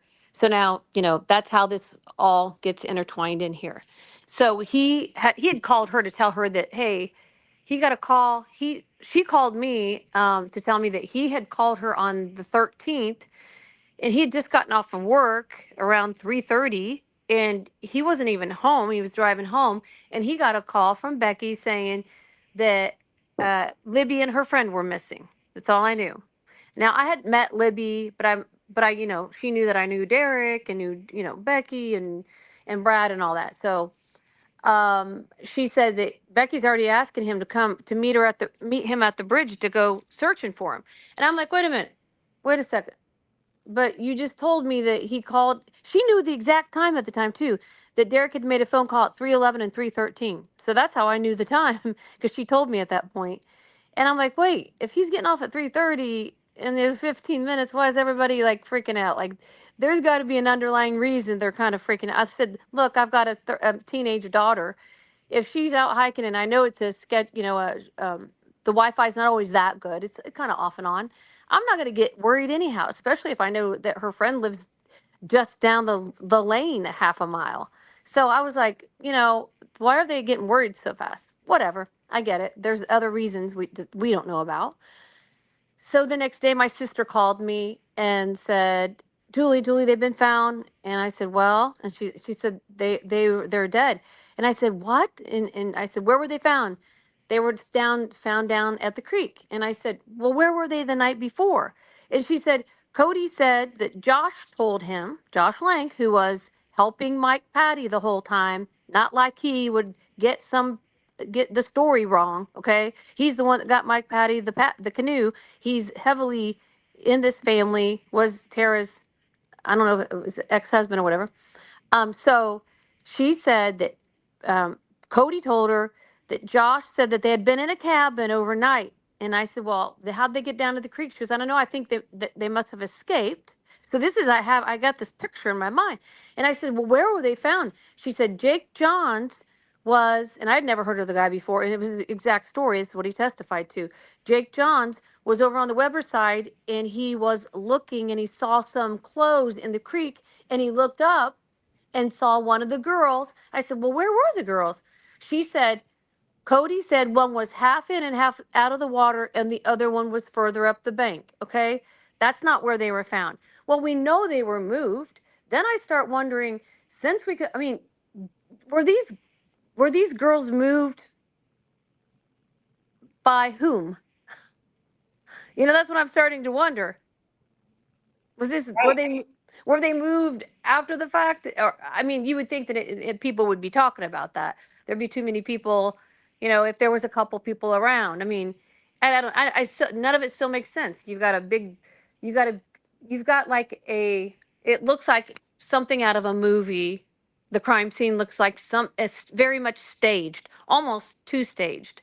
It doesn't look like natural. It's like a staging. Like you got an injury on Libby's ankle that nobody talks about. You got an F tree. You've got this blood that looks like a small trash can was poured in that area and saturated. And then there's splotches of blood here and there, but it doesn't look, it's not a natural, you know, look like a fight was going on and struggle and getting away. And then you'd have the blood dripping. It was like a staging area. And then, of course, you've got all the, you've got all the limbs and all that stuff. It just, to see it in trial, you just shaking your head. And to look at the clothes too, they were kind of strewn out, and a majority of them got caught on that limb, and where there's a rock and a limb, kind of more would be right in front of them, in the water, and then a little bit further down. But law enforcement, or the crime scene investigator, said that he thinks they entered on the lower part, after you go across that little island, a little sandbar thing, in the lower part. So they ended up quite a ways away. If that's where they crossed, they somehow ended up, where they were dragged to. I don't know. I don't know what they. They couldn't give you a time of death either. I thought that was interesting. Like, couldn't you even give us an estimated? They didn't want to do that. Mm-mm. So I'm going to go to being up at the south end of the bridge, kind of looking around and looking down. I'm going to play that. And let me see. And again, I mean, these videos and these pictures just don't do it justice as far as the angle and the height and the steepness. I don't know if you guys can see. And if you hear me, I'm out of breath. It was a climb, and I know that it looks like there's a lot to hold on to here, making your way up, but there's really not. And a couple of these tree trunks sticking out of the ground are not sturdy. Like if you were to pull with your body weight to like lift yourself up, they would break. So you Perspective wise, from up here, I mean, that's close. how It's so close.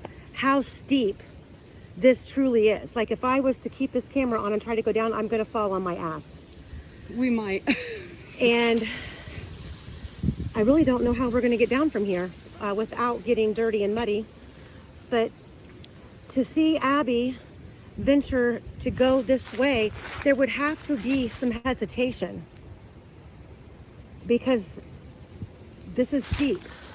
So I wonder if, do you remember where the path was in the video that looked like people had gone down already? It was right here? Like right here? Yeah.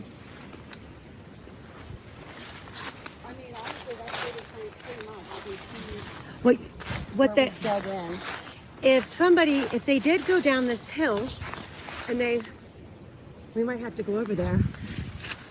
He could have brought them, someone could have brought them back around over here, but even a vehicle coming in on the private drive right there.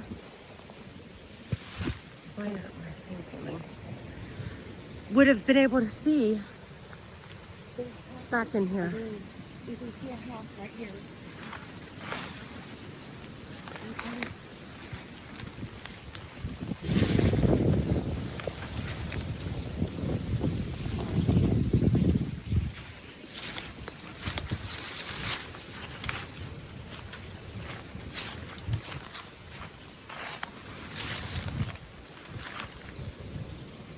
This is very steep.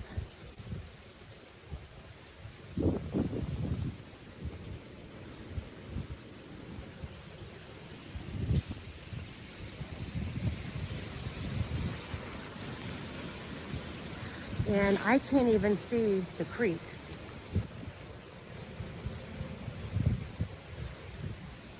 through here.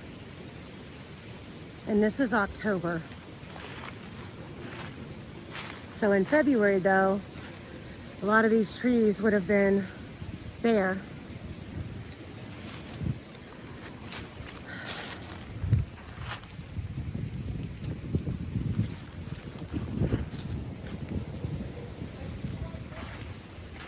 Is the white van there?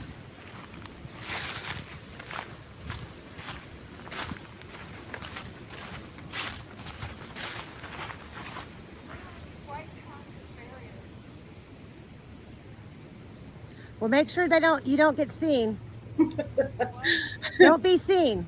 Hi, don't be seen. Too late. I'm just trying to see if there's any way to see it. You can definitely see it with the leaves off. I thought maybe we might get a glimpse with the leaves. Okay, so there's that.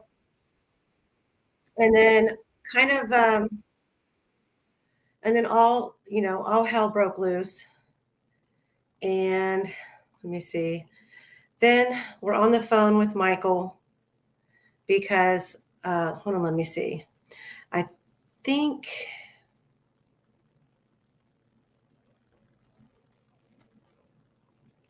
okay, so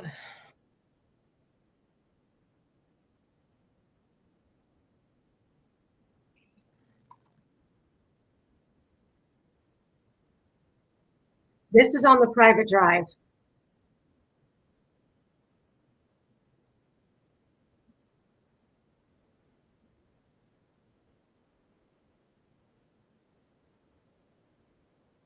So this is, well, this is me going up the hill, guys.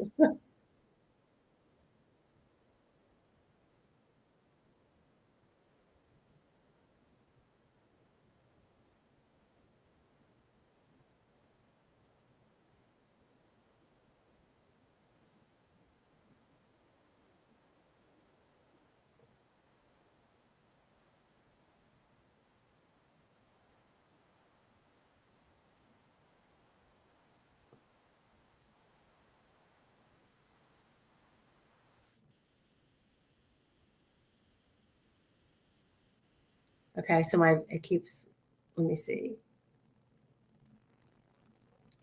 Looking for,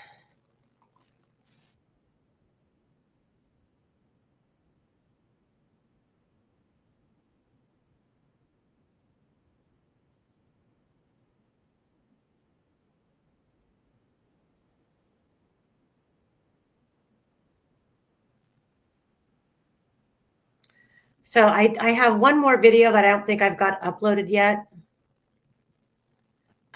Maybe this is it. Hang on.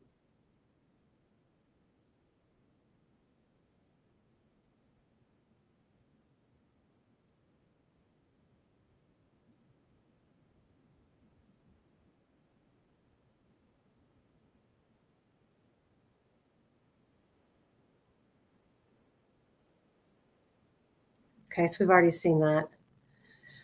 So there is one more video that I have that overlooks the second hill. I thought I had it uploaded, but I don't yet. So I apologize. But then, and it's in that video where we see old girl pull in underneath the bridge. And I call Michael and he's like, they can't confine you there. So that's all that April needed to hear. And out the car she went over to the vehicle.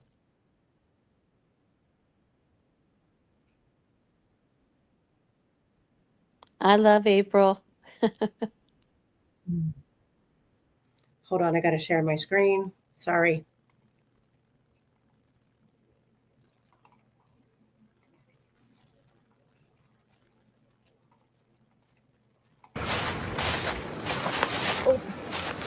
Hi. So I'm not sure what Amy said. Delphi. But I want you guys to know that what you're doing is criminal confinement. Delphi. You're holding us against our will. I'm parking my car on my lane. I can park it wherever I want. Uh-huh. It's these people that won't We're trying to leave. You won't let us leave. I ain't holding you nothing. You can walk right on out here. In a vehicle? I didn't put you over there. You're not letting us out either. I never invited you. I never put you over there. I am in my driveway. I can park my car wherever I want. Okay, but you cannot trap people in, and that's what you're doing. I didn't ask for anybody to be here.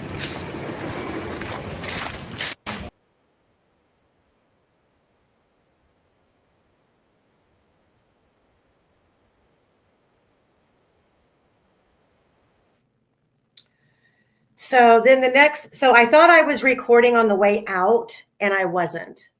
So we turned my car around and we headed into Weber's property. And I thought I clicked record, but I guess I didn't. So I only snapped a picture, but this is how close we were to the Weber's house. Here's the white van. The house is on the left. There was a garage door opening. And you see, we had to get in between the van and the house. And you see this like dirt path here. That is where Osbrook told us to go to get out. And let me see. Then I started recording.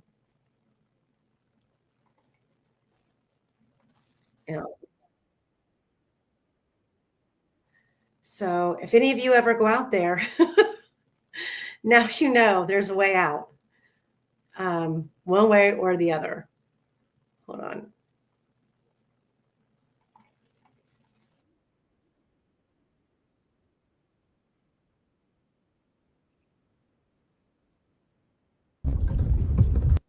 So right here, right at the start of the video. Okay, so we know that we can see some sort of a path. It's not clear, but it's like it's shorter grass than the rest of the field. But there's also a path that goes to the left. Like we could make a complete left-hand turn right now and go to the left to an ATV trail that I have no idea where it goes. But this is the path to get out of Weber's. And it doesn't. Yeah, I think it will eventually turn into a gravel drive.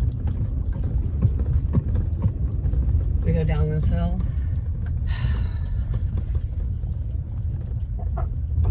Yeah, now it's gravel. Go slow because I don't trust Yeah, these I'm roads. kind of Here we go. Here we go. I'm worried that they'll have somebody coming in the other way. Because in here.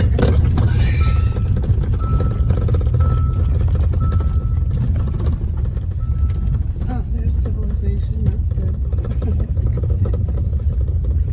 Yeah, she was a nut. Yep, go. Here we go. Well, as I said, she was trespassing as much as you were. Oh boy. Sorry. I'm just trying to get out of here. What you gotta do? I mean, I did tell her that Are you on 252 yet? I think so. we're on a gravel. This is where Go we left. were. Can we go? Yeah, can we go left? No, we need to go. That's her right there. Where? And No, we need to go straight down. If we go straight down, we're going to run right into her. But where does this go? Go straight. If she blocks us again. We're going to go across the cornfield. Yeah, I will too. Now that's a pickup truck. That's not her. That's not her. 252 is going to be a right turn.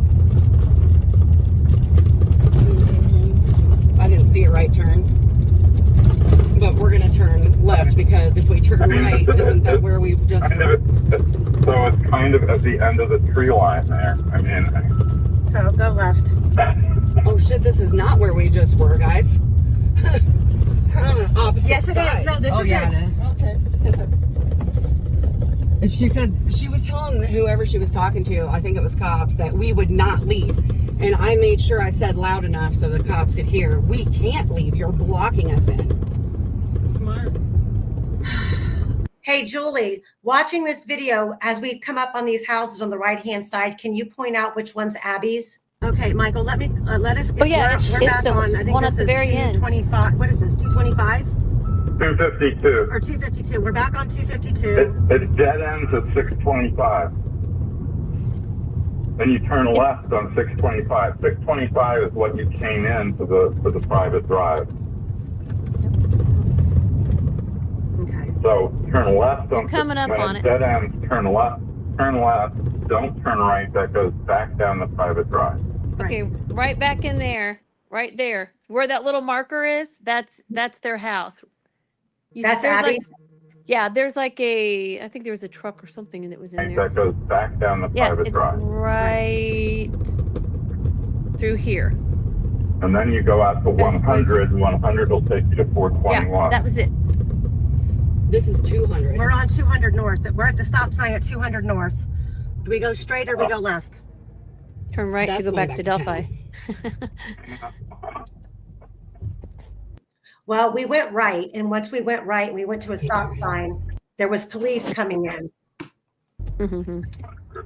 If you turn left, then you would be going the back way to the bridge again. If you turn left and then did a left. Yeah, Osbrook, we're losing you. Are you there? Yep. Well, that was fucking fun. Right down by San. So there's that. That was a tricky way that you went. That honestly, you got saved there. That was good. You got a save there. I have a feeling something would have turned out a little differently had you not done that. Oh yeah, like I mean, I want to know where that other ATV trail goes. There are several different ones because they took me on. Paul and Kay took me on their ATV all around there, and we even went down under the bridge over there to the water, where we were like underneath the bridge. You know where you saw that like the picnic table when we were down there. Yeah, so they have an ATV path, and then I think Haas's have one too up through there. So I'm going to be, let me see here. So here's, and I'm kind of jumping around a little bit, but this is an interesting clip right here. And I'm hoping All Eyes is still here because this was something that she specifically asked me to look at while we were there. And Julie really breaks it all down at where possibly Rick described that he parked or where he used to park to go to the trails. So Julie and I had just spent like 2 to 3 hours out on the trails, and we are we're leaving the trails and we're walking across Freedom Bridge. And I'm working on another timeline, which I don't know if you guys can see that. Let me see here. Amy, can I just say something? If we're walking across that bridge there, okay, there was a place that I originally thought that I had heard Rick Allen say that he parked because I had thought that he came across that the small blue, what he called was the small blue bridge, which is where it says Monon High Bridge Trail, but they've now painted it red. By the way, they're erasing and changing everything, so nothing makes sense to people that haven't been in this from the beginning. And so I thought, I don't know, because I don't know what he told. I know what he told the investigators. I came home and listened. But at the time, I wasn't sure where he parked because I thought he said he crossed the little bridge, then came across Freedom Bridge. So I thought if he came across Freedom Bridge, I know exactly where he parked. So that's where we're headed. But they've changed everything. And it plays with your mind because I've been there so many times and I'm like, wait a second. They have changed this so much that you try to go back and recreate it. And if you haven't been in this from the beginning, you won't know any better. But there's still remnants of the evidence of where somebody used to park there. by that abandoned house. Then I listened to the investigators. I listened to Steve Mullen and Liggett questioning him, and it sounded like he didn't park by the CPS building. He was talking about the little gravel driveway that goes straight to the trailhead at by Freedom Bridge, where they were working on that stuff. You know, where they were working on it's the memorial little thing and all the like the rocks that are carved. You know, it has Hmm. vets and all that stuff. They were working on that. They were working on making that nice. And that area now it's grown over. Notice, and they put a gate up. But that area, if you look on Google Earth, it still looks how it looked when, let's say, if Rick did park there, and I have seen vehicles parked there myself. As a matter of fact, I would walk out there sometimes. It's a good area just to walk, to park along the side, to be out of the way, and it gets you right on to the trailhead at Freedom Bridge. So he parked one of those two places. Would just need to hear, because I really am not, believe it or not, I'm not rehearsed enough. I don't know enough about what his statements have been, which is why I made myself watch his interrogation. So if he talked about other places that he thinks he parked after that, and he's pretty sure, I can figure this out. But that is definitely one of them. You explain this very clearly. And just a side note, and I don't know if it's captured. I know I have it, but I'm not sure if it's captured in this video. This is a 17-minute video, but right at the end of Julie and I walking this and her talking, we literally walked up on two deer who stood their ground and did not Libby and run. Abby. They They stood wanted there. to talk to us. They stood right there, and I've got them. They stood right there, and if it wasn't for me having Breeze with me, they might have came closer. Yeah, they wanted to like come to us. It was crazy. Yeah, I hope it's on this video, but that was just kind of a little sentimental thing at the very end, like, oh my gosh, we've always heard about two deer, and now we just walked up on two deer. It was just kind of a moment.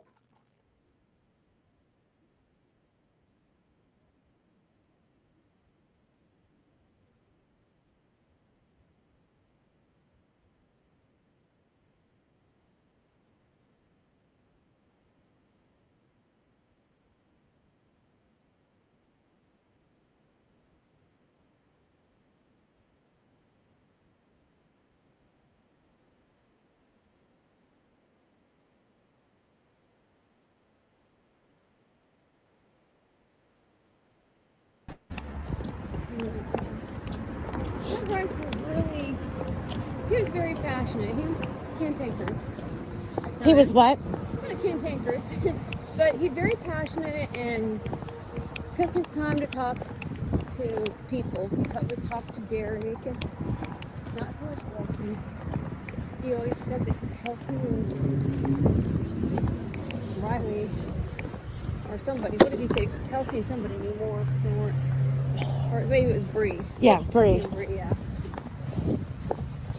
They were more what? That they weren't, weren't totally forthcoming, is I think the term that he. Okay, before I let it keep playing, can everybody hear and see? Yeah, I know. We're out of breath. Like we did some serious hiking back there.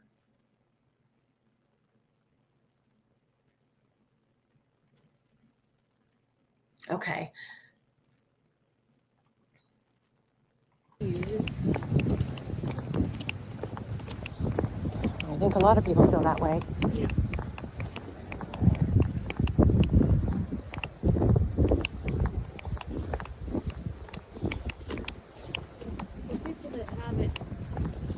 Have never seen this before. They understand that this was all just basically kind of a gravelly dirt path, right, all the way. I mean, it looks so pretty, and it's very deceiving when it used to be like this. This right over here is where I think. Did they used to park right here? Did people used to pull up here and park before this? Before this? Here to the left. But just a second. Huh? They just did something here. That's that monument. They did those bicentennial monuments. Oh, they bought the house. They bought the house. Now I thought that it was here. where Rick Allen would have, like where he was describing he parked sometimes. Just a second. We need to walk. Yeah, where he'd walk sometimes. Yeah, or where he'd drive. He'd park. So I want to see something.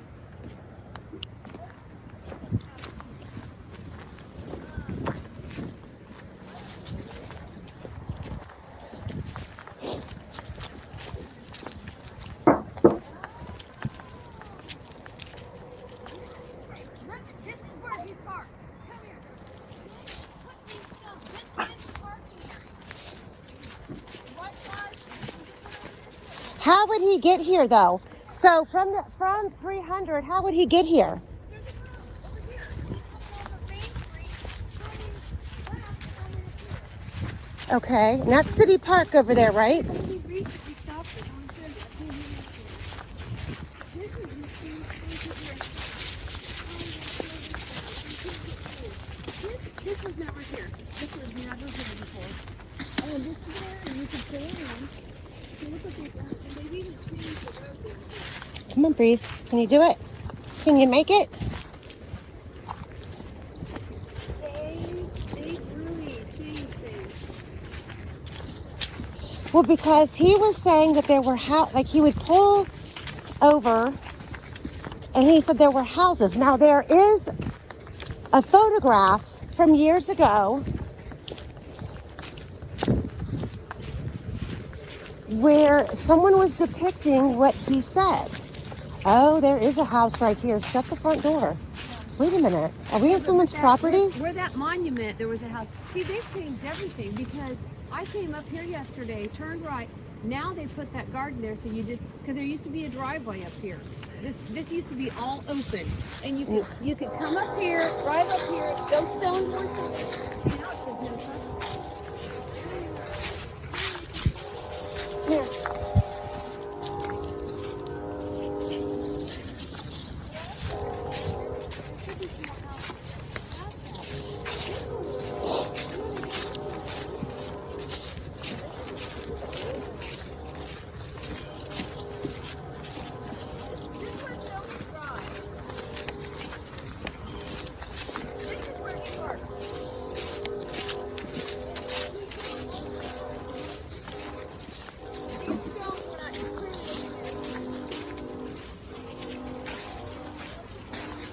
Hey, Amy. Come on. I Yeah. don't know if you can hear me. If Rick Allen Come on. You can do it, crossed little that girl. little Monon, the small Monon That bridge makes where the sense because for the girls passed, you know where the if he crossed over that where we crossed over, it's now red. It used to be kind of it used to be blue. See, they paint everything to confuse everyone, different colors. But if he said he parked in an area where there was houses and he walked across the little bridge to and then the Freedom Bridge, he would have parked there. But I don't know. Maybe Michael knows if he's still on here.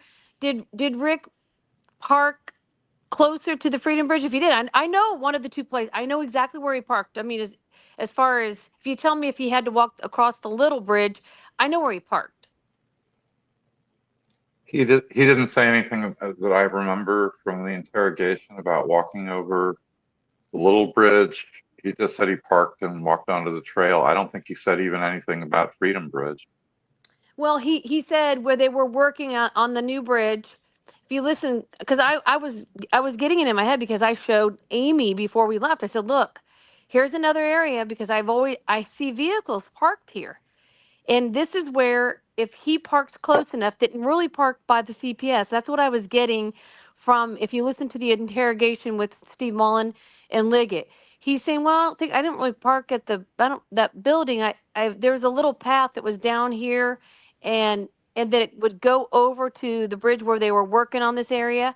See, that's what I think he was talking about. Because there's an area that you can park there. Well, Kathy Allen took Bob Mata out there. And if you look over here to the right-hand side, I messaged with Bob about it. And this was back in May. And Bob said if he parked where Kathy brought me, he definitely crossed Freedom Bridge. There was nothing about the small bridge, but that he definitely crossed Freedom Bridge. So that kind of leaves it open-ended as far as where we are right now versus, well, I'm just going to let this play because you start walking this out even more, and it makes sense that this could have been where he said he parked. But I do specifically remember him in his interrogation video describing that he went under the railroad bridge. But I believe he described parking somewhere on the left, which would not have been turning in to the right on that new gravel area that takes you up where you and I continuously met over the course of this week. So I guess I will have to go back. We'll all have to go back and listen to specifically, but I wish we could talk to him. I know. Because we could get this down pat and it would put a ixnay on all this speculation and we could calculate this down to the wire. I think it would. There were so many things that could get him off the hook. We just need to talk to him. Right. Well, I mean, it's already been established that I mean, Yellow Jackets work on the car exhibits, the trial exhibit. It's not his car on 300 at 1:27 or whatever time it is. It's just not his car. Right. Okay. Let's finish. Because we knew. Ouch. You're tripping me up, little girl.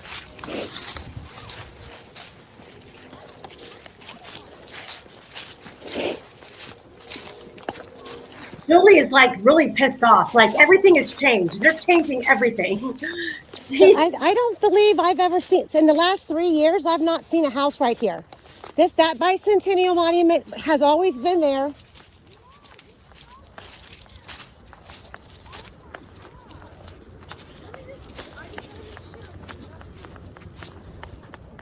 And there's this big parking lot down here.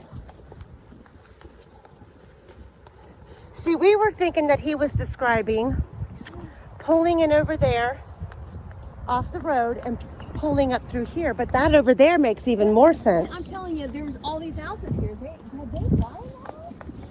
Who's they? The trail system? Yeah. I wouldn't be surprised.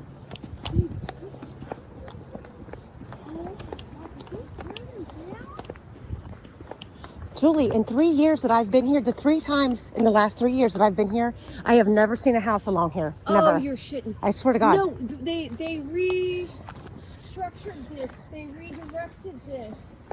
What the hell? They did because it used to go there. That's what they did. Oh my God, this was not here. This has been here though for 3 years. Well, yeah, but this was not here in 2017. This is new from behind the houses. And they redirected the path. So that path that we were going down, right? There was a house. I swear, I think the house was the first house right there. And then we curved down this way. Somebody's cooking out. I can smell it. I smell brats. This is. Now, have you been down here and seen this parking lot down here? No. Oh, okay. This one's not here.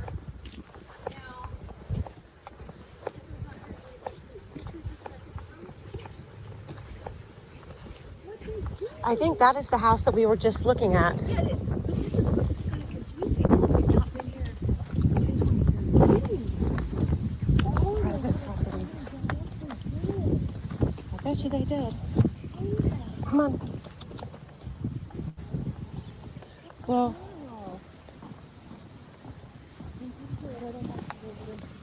Oh my God, this is crazy.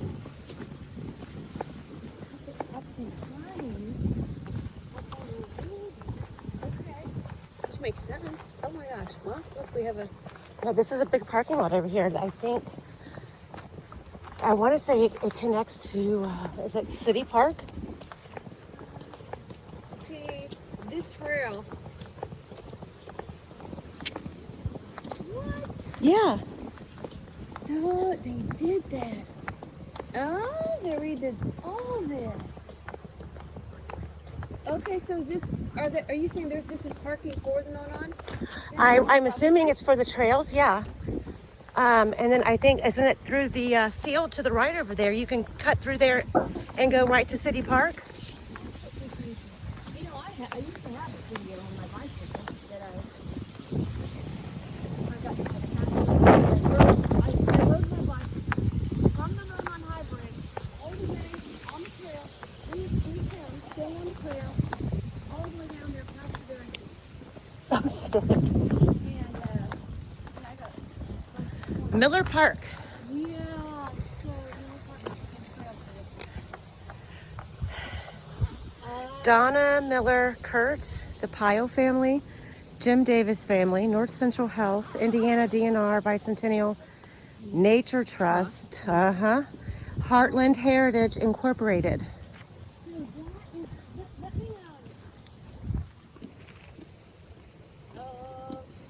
they changed it.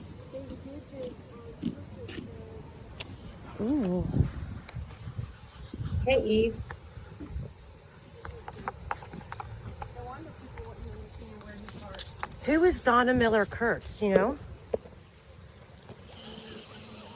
I knew a Donna Miller.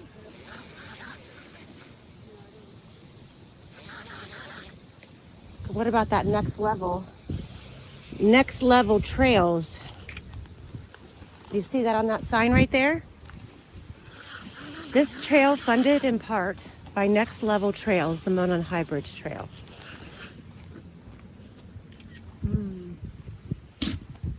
Looks like a pretty good organization. Yeah. Wonder who spearheads that. Something. This whole thing is.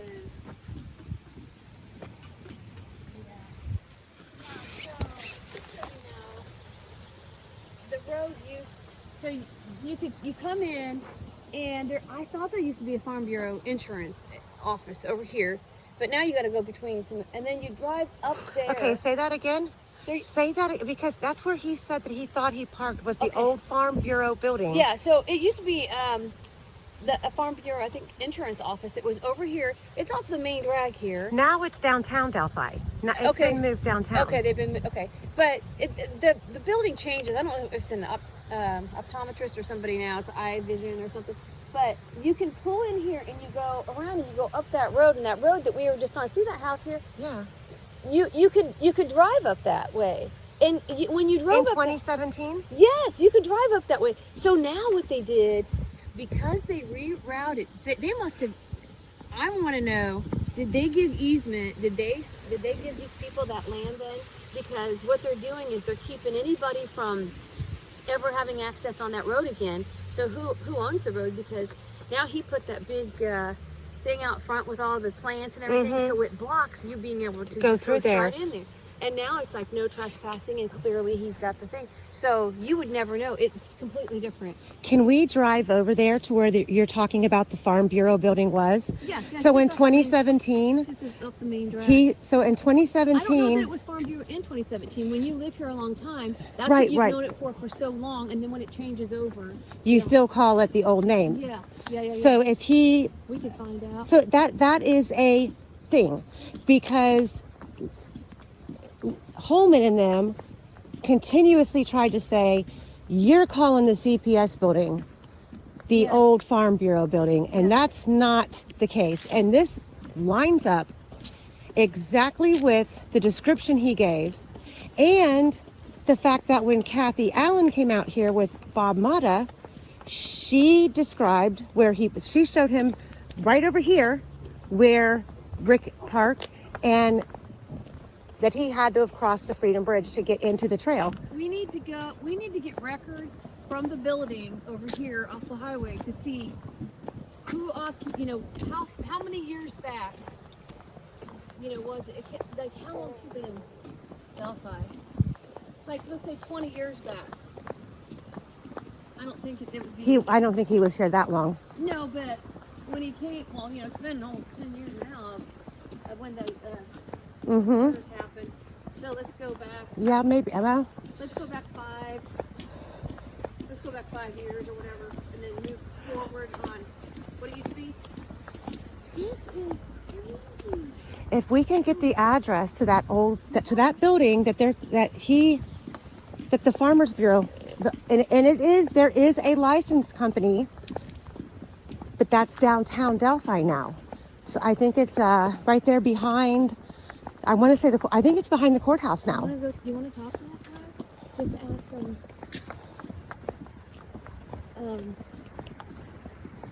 When did they do this? Because the road used to come up here and you could drive up here. I'm not going to ask if you could. I'm going to tell him you could. To be like, yeah, they closed, and then they tore down this house that was right. See, there was a house. You think this was like the foundation up here? This is where. See that? This is behind. There's a house right here. And this was the house. Come on, little girl. But that's a cemetery to me. Look, that's a. I don't think this is big enough for a house, unless it was over. Well, who would have want like? Is that a headstone or is that a monument?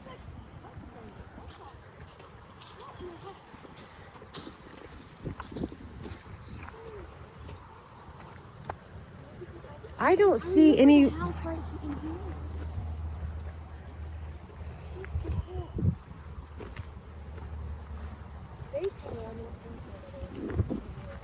Yeah, this looks like it says.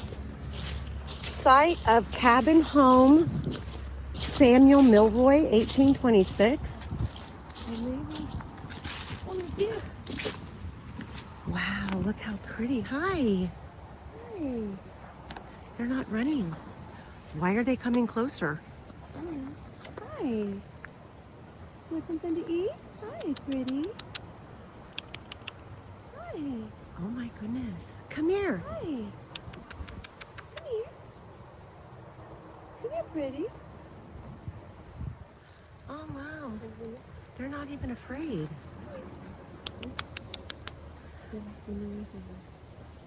Like you got something in there.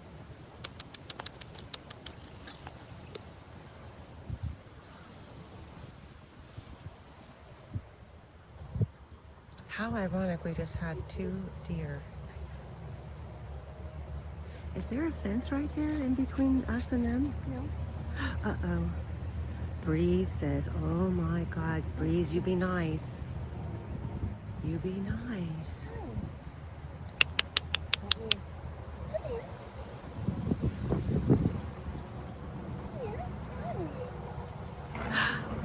Look how pretty, Breeze.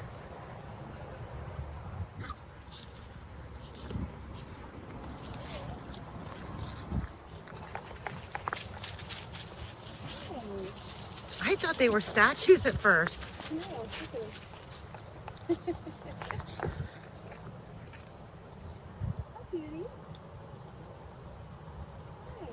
They are very curious, aren't they? Look at them. Come here.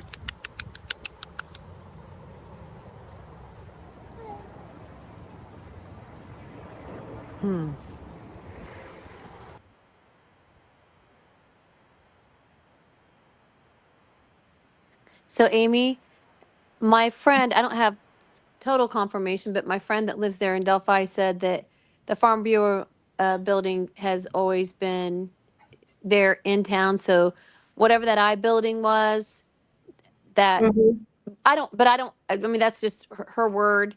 She's lived there. I mean, as far as confirmation through records, I don't have that. But she thought that maybe he was referring to the CPS building as a different name. She said, you would be surprised at how many people that lived in Delphi didn't know what the CPS building actually was and would call it different names. So wanted to put that out there. Well, I wanted to pull up because, again, while we were out there, you pointed out something really interesting about when we walked over, we came out of the trail, and there, we're not going to be able to go through all of it today. I have so much video. Like Julie showed me where under the bridge really was. And we did a lot of stopwatch timing on the walk. But there was a time when we came out. Let me find it.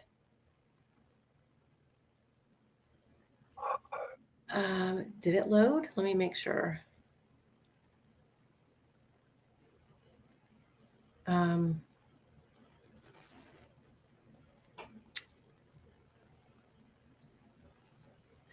It might not have loaded. It might have to be on another live that I show it.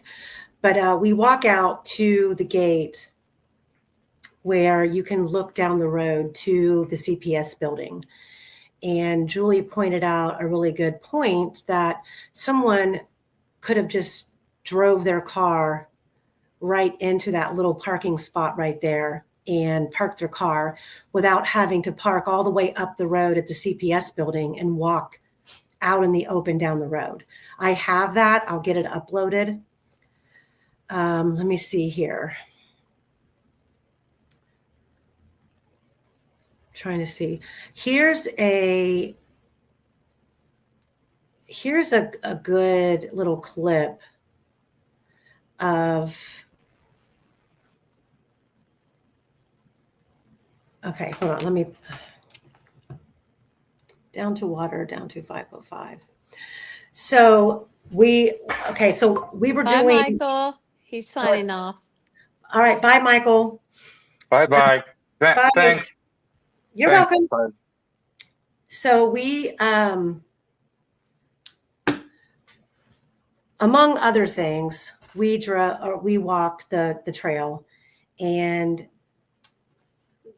Julie showed me about where Doug Rice showed her where Rayleigh Voorhees and the group of girls would have encountered the man that they claimed they passed. And it's actually much closer to the exit area of the trails than what I thought. And we timed it from that location to the bench where they took the 126 photo, and it was 5 minutes and 3 seconds. So this morning, I went back to the video that April did of this black vehicle that the state claims is Rick's passing the Hoosier Harvest Store camera at 127 and pulling in and parking. The curious thing about April's video is that April just pulls in and parks and gets out and starts walking. But if you want to believe the state's theory, this person pulled in, turned the car around, and backed up, which would have taken more time. Then got out and started walking up the roadway, up into the whatever you call it, the mezzanine or the area where the memorial things are before you enter the trail. So I went back today and I watched that time video, and this is why it's so difficult to do this. So you've got the 4 girls taking a photograph at 126 on the bench. And then at 127, which is a minute later, you have this black car passing the Hoosier Harvest Store camera. So if the girls took a photograph at 126, got up, started walking to exit the trails, to reach the area where Doug Rice claimed Rayleigh Voorhees told him they passed this guy, was about 5 minutes and 3 seconds after the 126 photo. So when I went back and I watched the video that April did, 5 minutes and 3 seconds after the girls would have taken the photo, this individual that the state wants you to believe parked at the CPS hadn't even made it to enter the trails yet. Does that make sense? Or am I confusing anyone? Julie? Or Sheree, does that make any sense by any chance? I think so, yeah. So I think I captured a photograph of today. So before entering the trail,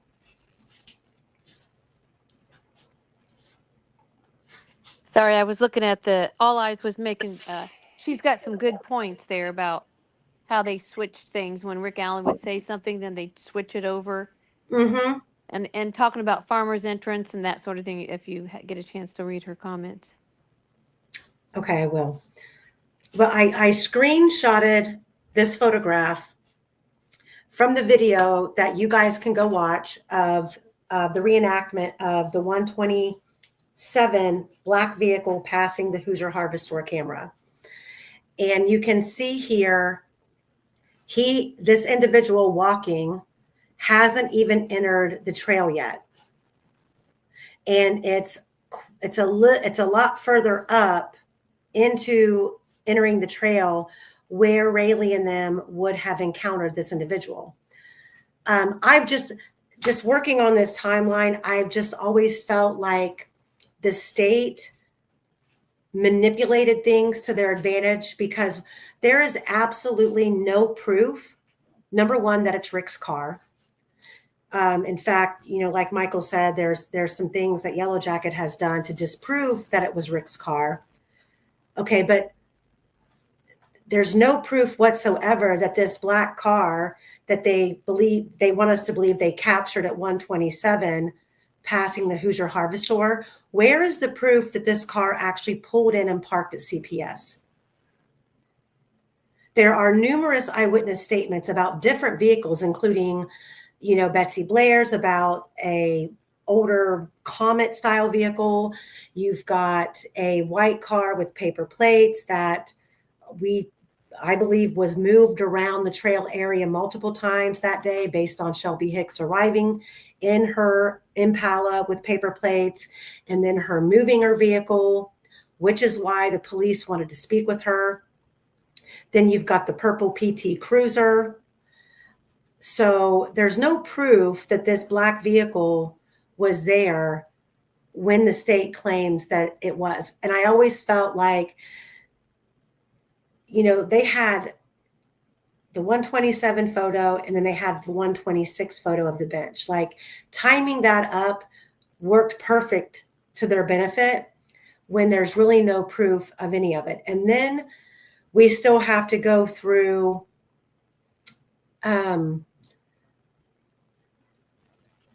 the conundrum of Rayleigh Voorhees' testimony that, and Julie, I sent that to you, I think last night, and asked you about how you read her testimony about them going down the right side of the bridge versus going down the 505.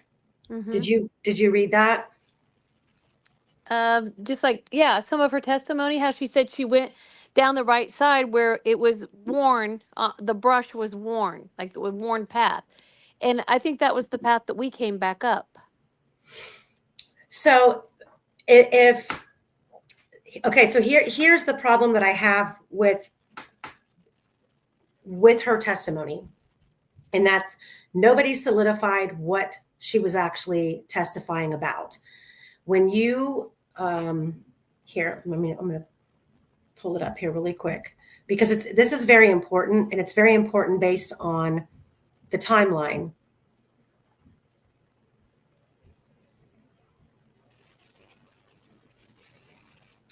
Where did it go?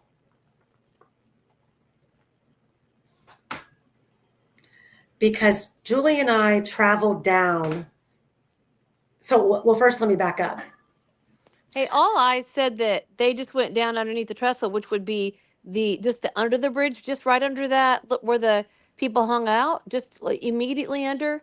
Because when we went under the bridge, that's where the couple was arguing. It's literally, you can reach your hand up. I've got videos of it under there that I've never put out, but you can reach your hand up and you could see people their feet walking across, and you might be quiet. It's a good place for you to talk if you don't really want to be seen.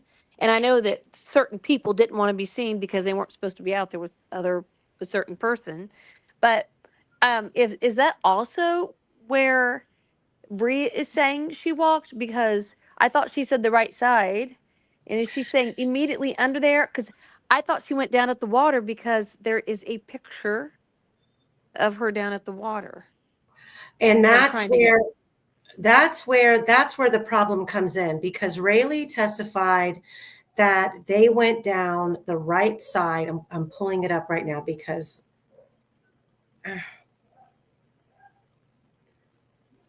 where did it go? Did I send it to just you, Julie, or did I send it to the group? I think it was, well, no, I think it was into our little messenger group. Where is it? We'll look.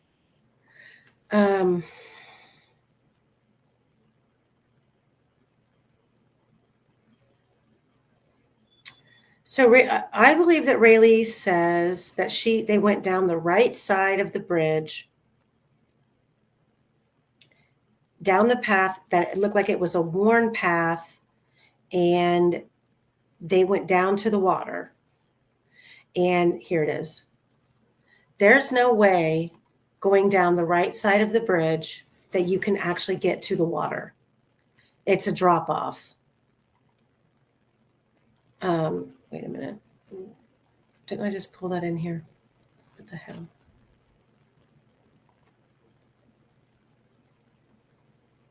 So Rayleigh Voorhees says, oh, I don't think you can freaking read it. It's so small. Can you read that, or is it too small? You can zoom in if you have a mobile device. I'm on my laptop. Hold on. And the reason it's important, this is a very important issue to resolve, and that is because you've got the photographs at the bridge, which, let me see here. As prepared as I try to be, I always feel like I'm not. So you've got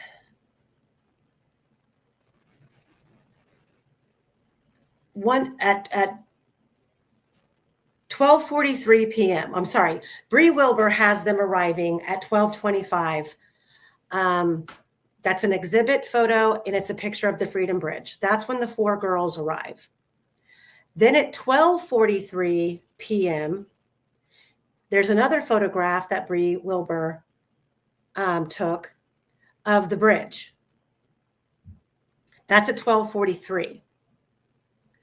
Then you jump to 1:26 of the bench photo.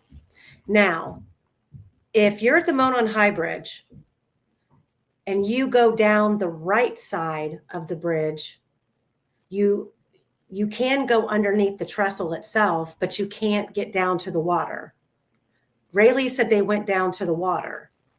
Well, that would require you to turn around from the Monon High Bridge and walk another 7 to 8 minutes back towards the Mears lot and turn left and go down the 505, which is, I believe it took us, what, Julie, 12 minutes to travel down the 505.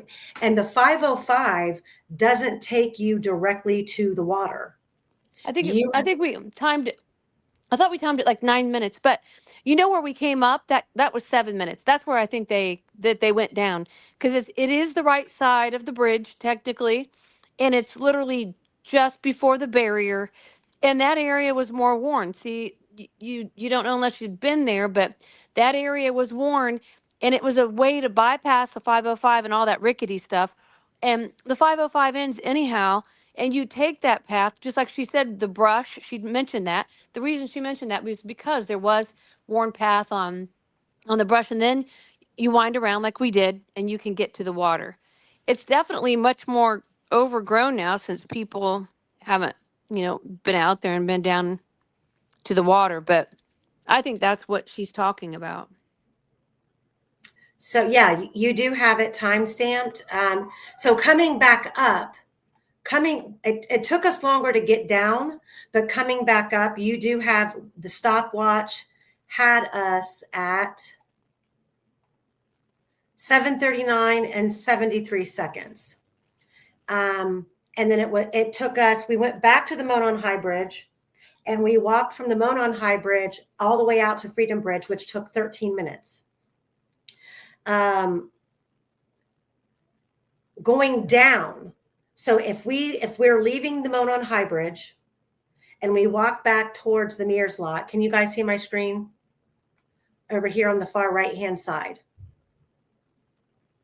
In our messages on the far right hand side, you'll see our messages. Leaving the Monon High Bridge and turning around and walking back towards Mears, like Betsy Blair claimed that she did, and turning left and going down the 505, going that route all the way down to the water took 9 minutes and 20 seconds. And then spending the time down there doing whatever that they were doing. And the reason for me trying to pin this all down was because of the fact that at 1:44, not saying the photos were taken at 1:44, but at 1:44, while Abby and Libby are still in the car, there are two impressions from Instagram of two photos that appear to have been taken, one underneath the bridge and one from on top of the bridge. And Rayleigh said they went down to the water. So you have to incorporate all of that time going down and coming back up and making it back to the bench at 1:26. I'm trying to put all of those legs of travel in line and make them work. So there's that. And then I'm going to pull up the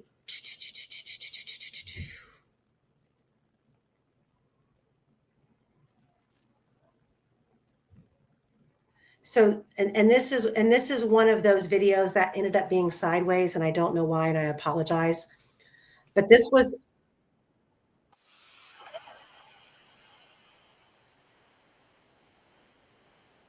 There is no way. Now, you want me to show you? There's no way that they could have gone down that. No, I don't want you to go down that way. No. Okay. You want to go down the 505? Yes. Okay. Do I need to time anything? I know we timed it once, but Yeah, just for shits and giggles. That's what I'm saying, yeah. So we're going to start here where Betsy Blair said she turned around and went down the Nisha's path.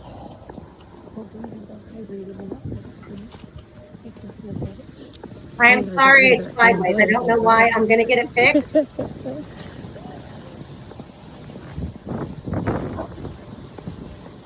Say, Mom, we're hiking. I don't need a bow.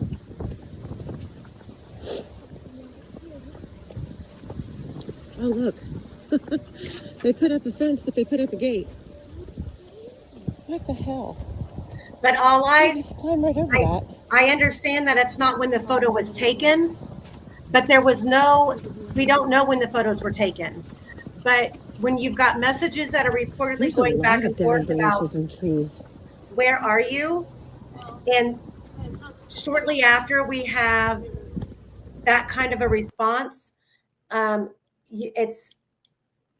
it's not a coincidence that those images were sent. But the weirder thing about both of these Instagram photos is that I don't believe there's an event in the phone data that shows that Instagram was even activated, like the app was opened up. So Julie claims there is a photo of the girls sitting on a log down by the water. Am I right, Julie? That you've seen? Sorry, I'm I'm going back and forth trying to figure out how to read this chat. Yes. So I have seen a photo. Now, what's confusing me is the time, because I have a message from Doug Rice saying that he was sent this picture from, I don't know if it was Mary or Riley, of Riley and one of the other girls. They were down at the water. Now, he said 1:43. I thought that it had been 12:43. Well, in court, they're saying 12:43. But, I mean, I have a complete message. I'm fine if you want to share that message, Amy. I don't care. So I'm looking for that photo. I saw the photo. I saw it. It had to be 12. It had to be 12:43 is what I'm thinking Well, because we have Bree taking a photo of the bridge at 12:43. They're on top of the bridge. And oh, then, yes. And then there's another photo that says back of the bridge, as if there was a photo taken before they went down, and then there was a secondary photo taken after they came back up. did they enter all that? Did we get those exhibits? I know that they entered them in Discovery. Exhibit, I think I told you, was it 112 or something like that? I think Or actually, 120 something? let me see here. I had the number on it because they were talking about two photos. I know the one on the bench. And then what was the other one they said? Because if it's not the one at the water, but it's of her, even with the bridge, they're leaving out a picture and they're changing the times a bit. This is where I'm telling you that it becomes, who's the master of confusion. And that's why I'm trying to see what they're doing here. I just, everything may be on the up and up, but I need to see. I'm looking back through them. We have so many messages back in here that I sent you the Google Drive link of the photos that were Oh, admitted. And okay.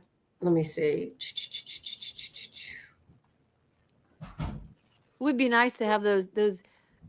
If you don't see a picture of them at the water with the bridge behind them, No, I do not. they took a photo. I know they took it. I've seen it. I have even the text message from Doug talking about it. I have like, 100 and almost 200,000 photos, and I didn't even save everything, but I've saved quite a bit. Because when I got removed off of Facebook, a lot of my stuff that was in Messenger just went whoop, disappeared. But Mhm.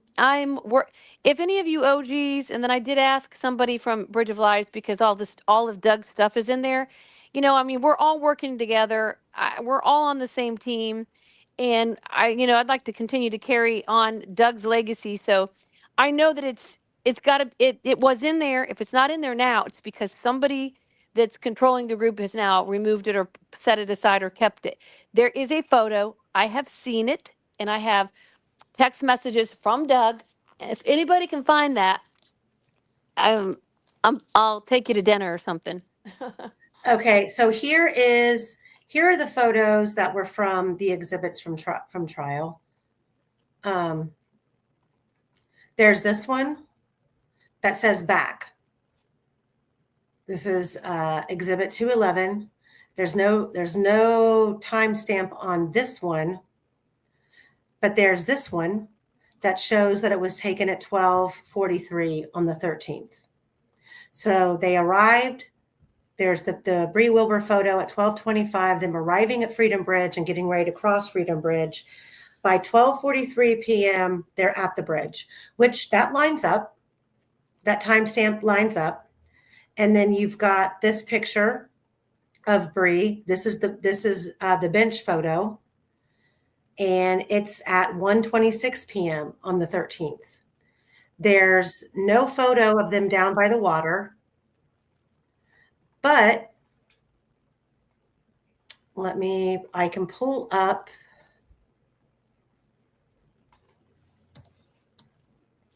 Why can't I see those photos? You can't see them? I Sorry. can't, but maybe it's the way Hold on. I'm in this. Let me see.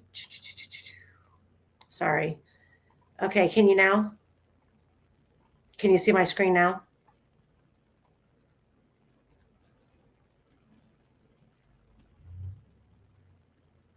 Can you see that, Julie?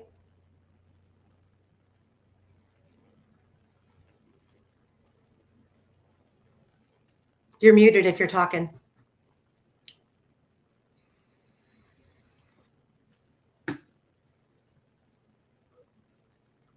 Julie Melvin.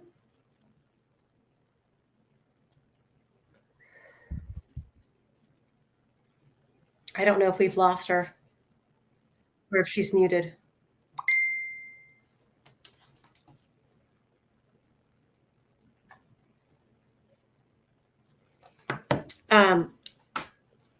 Now I'm looking for, she's probably going to pop back in. So now I'm looking for the photos that were sent, or that they weren't sent. We don't have proof that they were sent. We only have the images themselves that appear in Libby's phone data.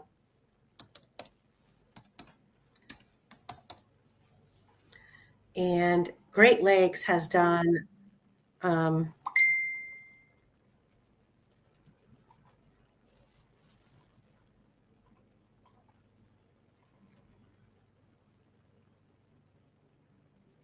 me see here.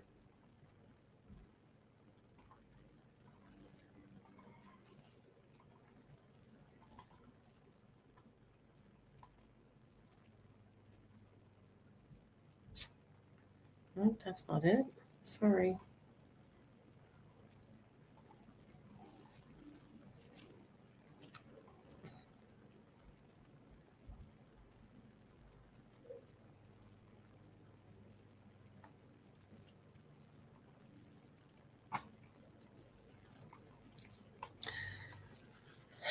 So we have, these are the photos.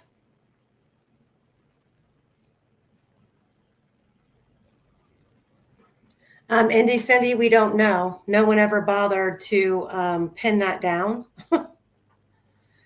Because Indy Cindy says Rayleigh's 126 pic wasn't sent and out until 2:06 p.m. What was the GPS it was sent from? No, the photo of Bree, you can see the back support of the bench behind her. Let me share my screen here.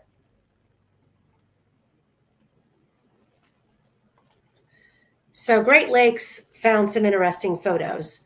Now this down here, as you can see, if you look at the left side of the photograph, this would be depicting the girls coming down the right side of the bridge to the water.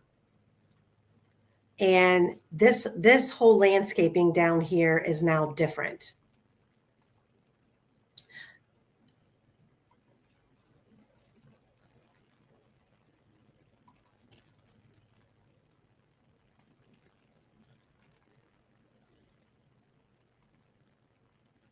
This is one of the photographs.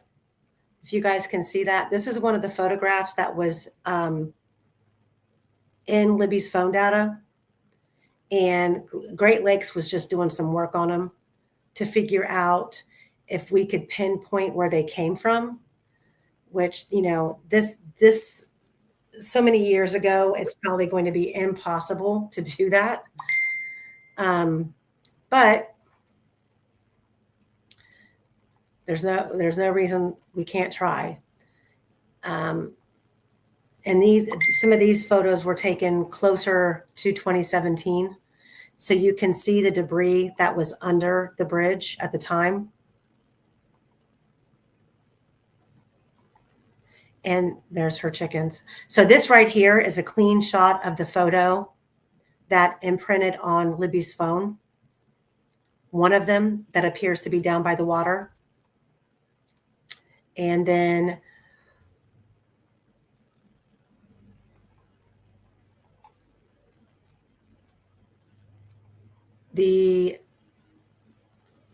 hold on, let me pull up my screenshots of when we were just down there.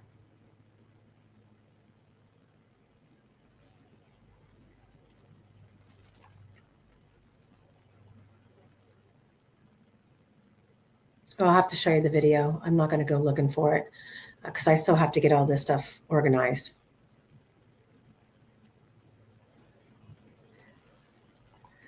So I'm going to go back to the video that I was just playing.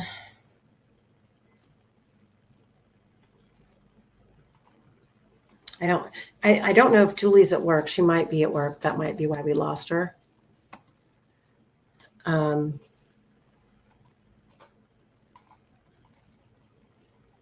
But this hike to get from the 505,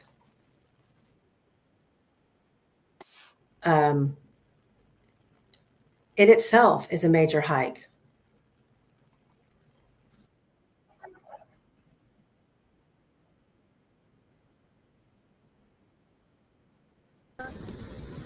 No way. Now, you want me to show you? There's no way that they could have gone down that. No, I don't want you to go down that way. No. Okay. Do you want to go down the 505? Yes. Okay. Do you want me to time anything?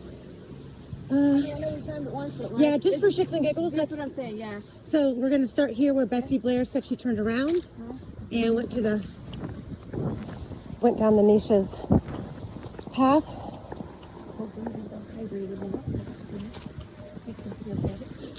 Say, I got rid of that damn bow, thank God.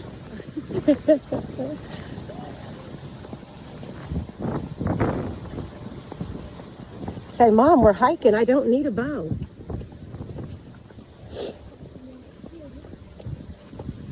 Oh, look. They put up a fence, but they put up a gate. What the hell? You just climb right over that.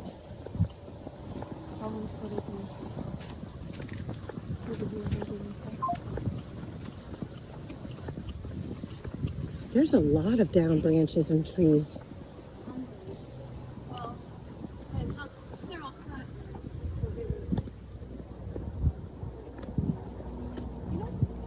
were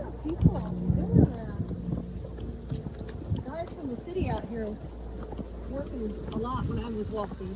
They weren't even doing the path. The path was a gravel path. And half the time it looked like they were just killing time out here. I do know that there are a couple of people that work for the city of Delphi that are known methods. And they could bring their little Shocker.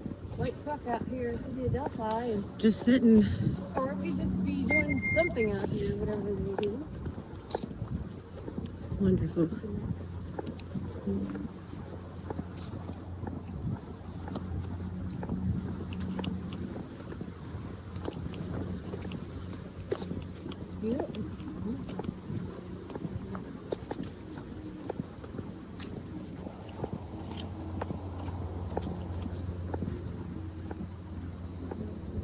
So all of this right here is mirrors, correct?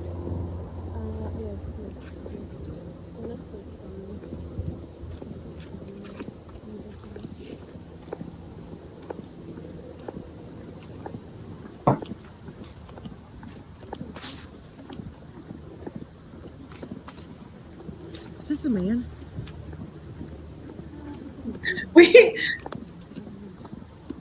You have to understand when you're out here and there's nobody and you see someone walking towards you, you get really nervous.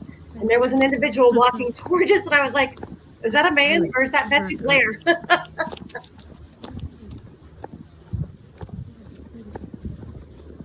You think that's a woman that's they're walking awful manly?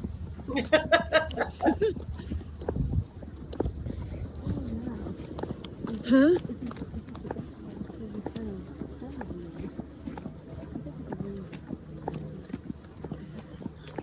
What? I hope it's not. It ain't David McCain. Who? Who? Angela Hope. Oh. Wait,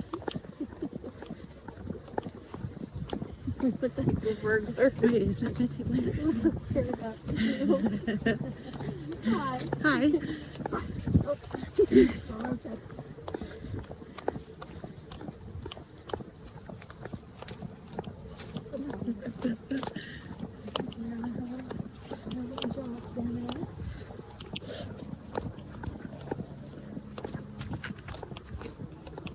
I am so sorry the video is sideways. I will get it fixed, I promise. What's your stopwatch say right now? 3:57.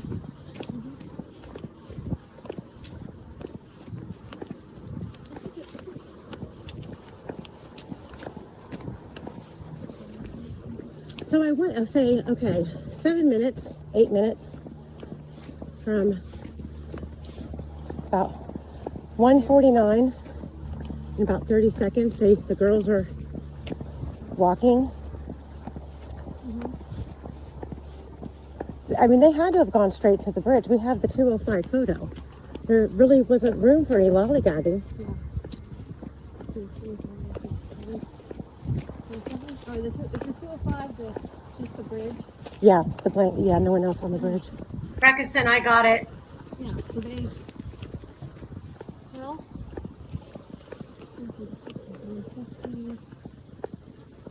yeah, they were. Unless they encountered someone.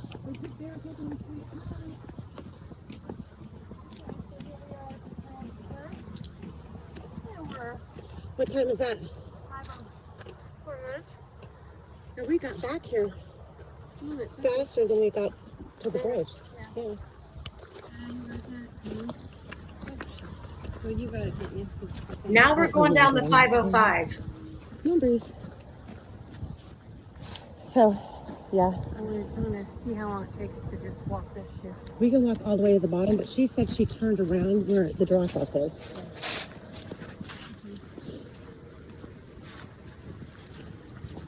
So, Who said they turned around? Betsy Blair. Oh, so she said she came this way first? Yeah, no. After she left the Mount on High Bridge, she walked up here, came down. That was her like routine for a week.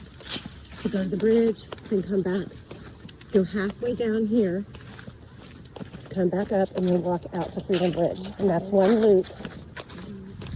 Well, no, the loop would be finished when she came back from Freedom Bridge and then got to Mears. And then she would do 3 of those, but not on that day.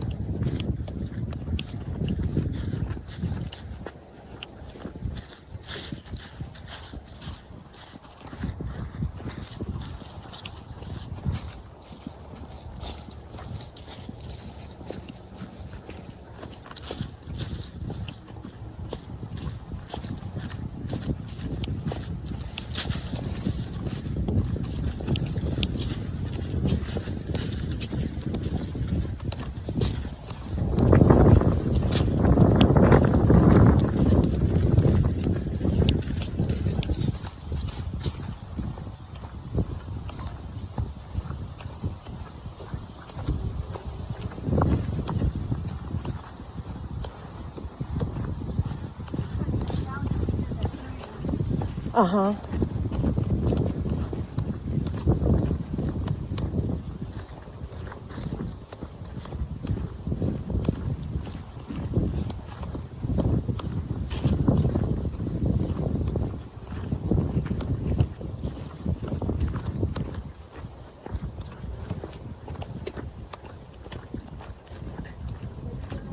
Uh-huh.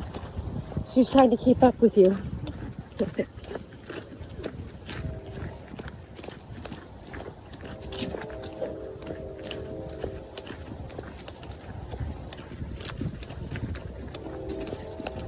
you guys can see this is a hike.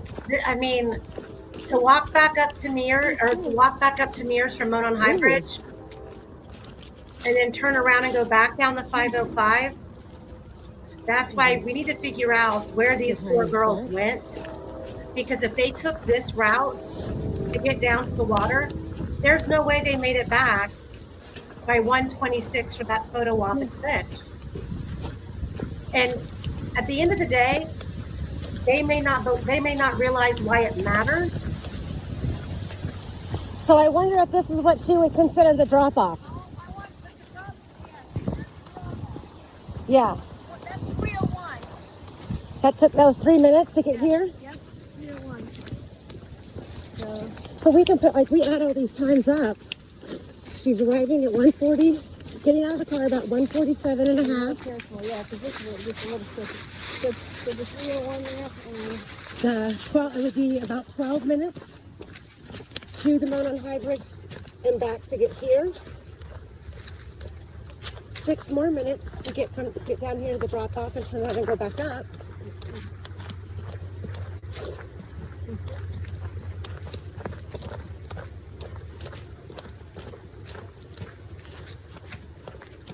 And from here, you still have to cut through all the woods to actually get to the water.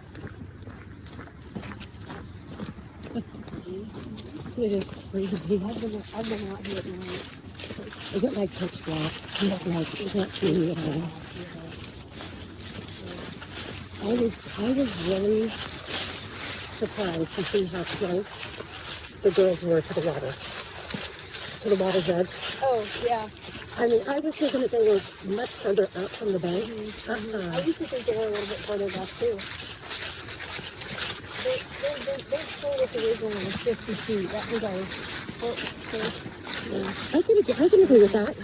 But I don't think that standing there by the tree, with this tree, how close it was, like somebody walking along that area would have absolute, there's no way they wouldn't have been seen. right. And tilting over there.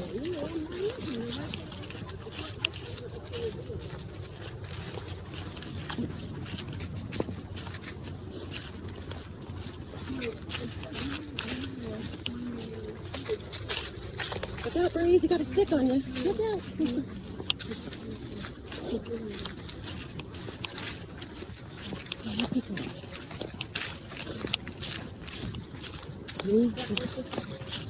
Breeze, you got the guard dog mode on? Huh? Yeah, this doesn't take you straight down the side of the edge of the bridge. See, why would Rayleigh leave this out of her testimony? So when they walk down to the water,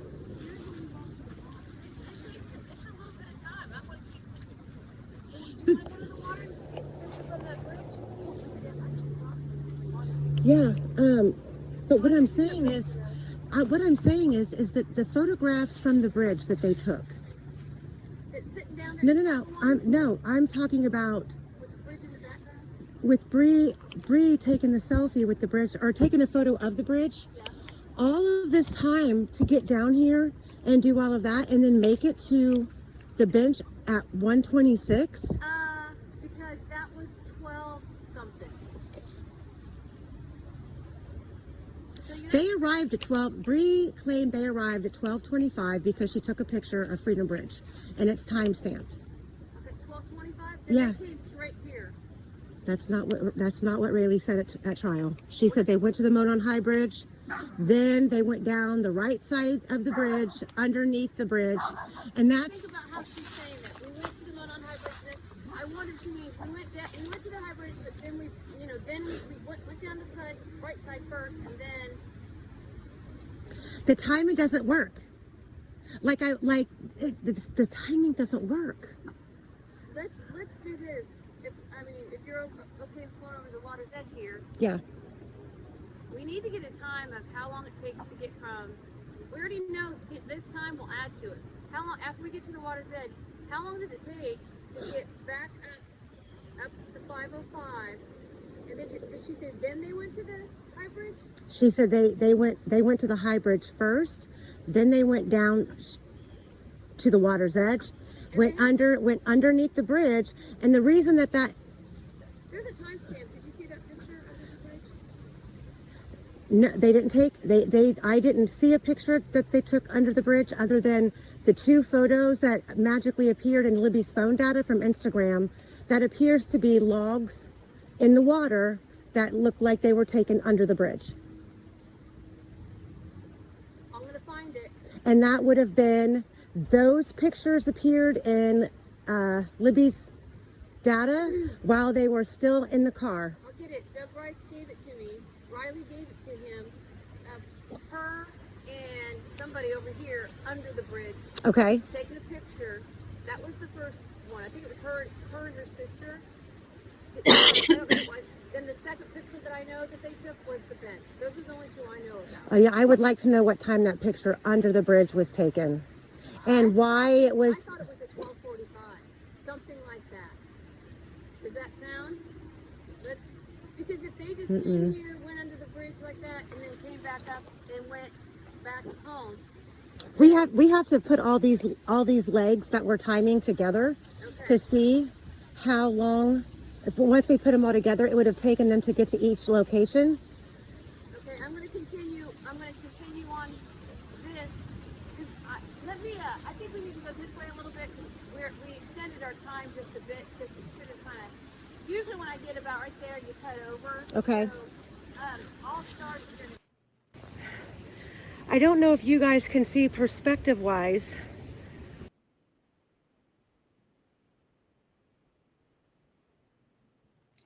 Okay, so yeah, Julie walks really fast. Plus, I had a little minion with me that I had to look out for because once we got so far down into the thick of it, because you haven't even seen the thick of it yet, getting closer to the water, you're walking through weeds and like tall grass that's like above your knees. So I had to carry Breeze. And then once we get there, you really can't get underneath the bridge. It's like murky water. And there's actually a time where Breeze slips off the embankment on one side and falls in. And when we pick her up, her legs are completely black. And then Julie has to douse her off in the creek. Poor Breeze, but she didn't care. She paddled her way. Like Julie put her down in the water and Breeze paddled her feet to like wash off the mud.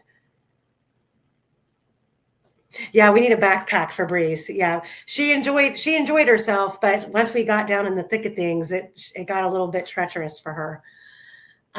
So let me see. Let me pull because we get down there, and I'll do one more video before I hop off. And let's see here. And then we'll save the crime scene video for another live. Looking for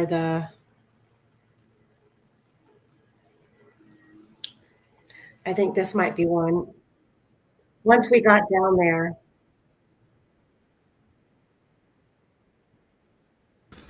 The bridge.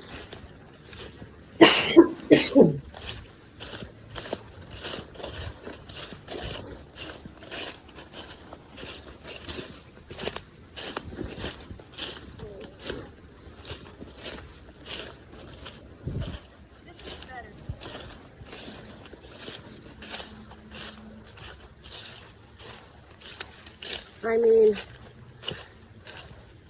a killer could have hid out here for hours and never been found. Did you hear me, Julie? Julie, did you hear me? I said a killer could have hid out here for hours.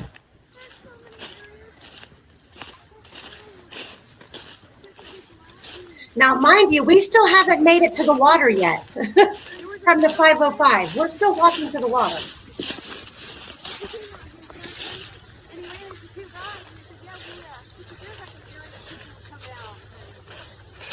Oh, yeah, I see it. Yep.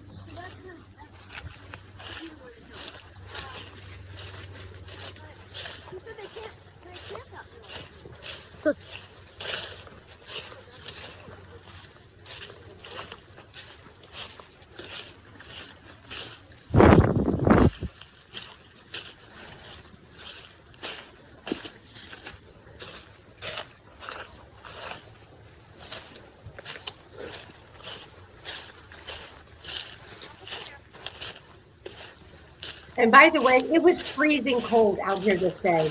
The wind was blowing. It was freezing. Thank God Julie was on it. She went and got coats. When I took Cherie to the airport, when I met back up with Julie at Freedom Bridge, she had coats, gloves, a hat, and boots. I was like, oh my God, I love you.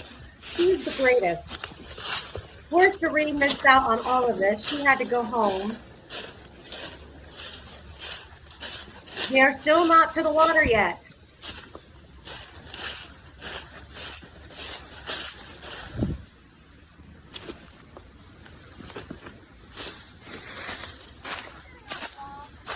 Huh?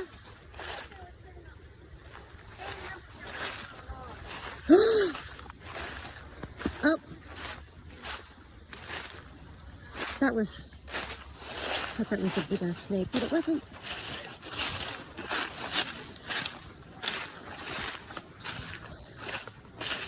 Okay.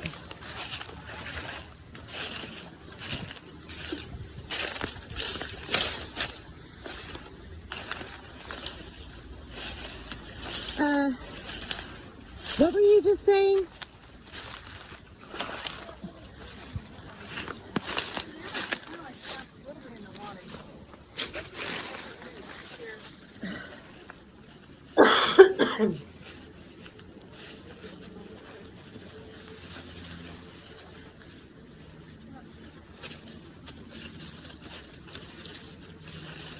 Is there a way to even get over to underneath the bridge?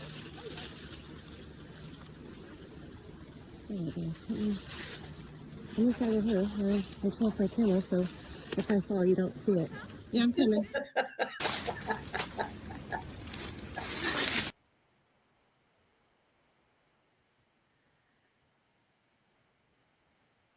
Okay, so hang on. Let me see if I have one more to I add had on to to that. step away from it for a minute where you went down the 505. When I picture that, I'm thinking you go straight down to the water. Is that true? Or do you go sideways or? You go sideways. You go down so far, and then I'm assuming that once upon a time there was some sort of a path, but once we're under the bridge, um,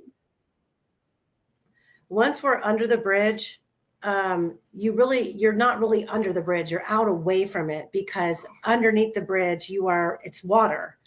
So I don't know what it was like in 2017. And when we were up top on the Monon High Bridge, Julie was saying there was no way to go down. If you're facing the Monon High Bridge, if you follow Rayleigh's testimony, she says they went down the right-hand side of the bridge where there was a little bit of a worn path to the water. That is not, we turned around and walked all the way back and entered the 505 and then walked all the way down. And then you have to remember, if you listen, and I've got to go back through and mark these down. So when we left the Monon High Bridge, and Julie says, do you want to timestamp it? And I said, yeah, for shits and giggles, we're going to pretend that we're, Betsy Blair, like she said, she was at the Monon High Bridge, turned around and went back up towards the Mears lot, but turned left to go down the 505. That took us about almost 5 minutes.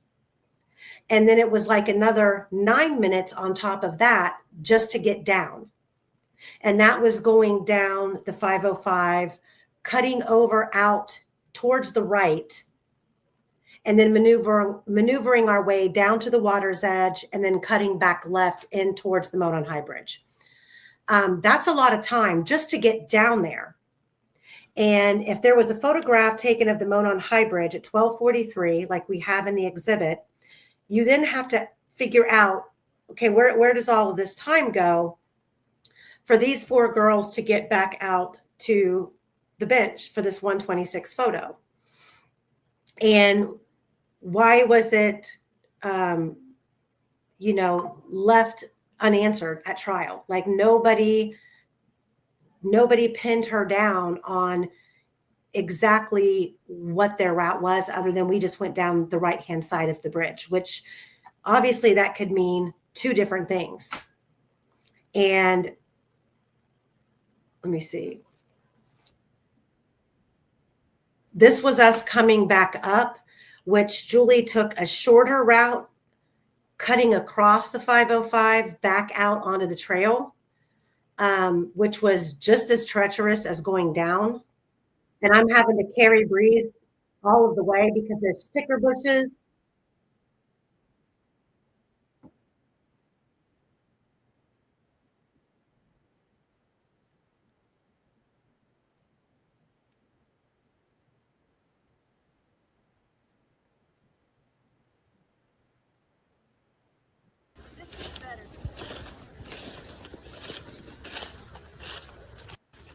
For hours. So I already played that one. So I think I have some more that I need to upload, guys.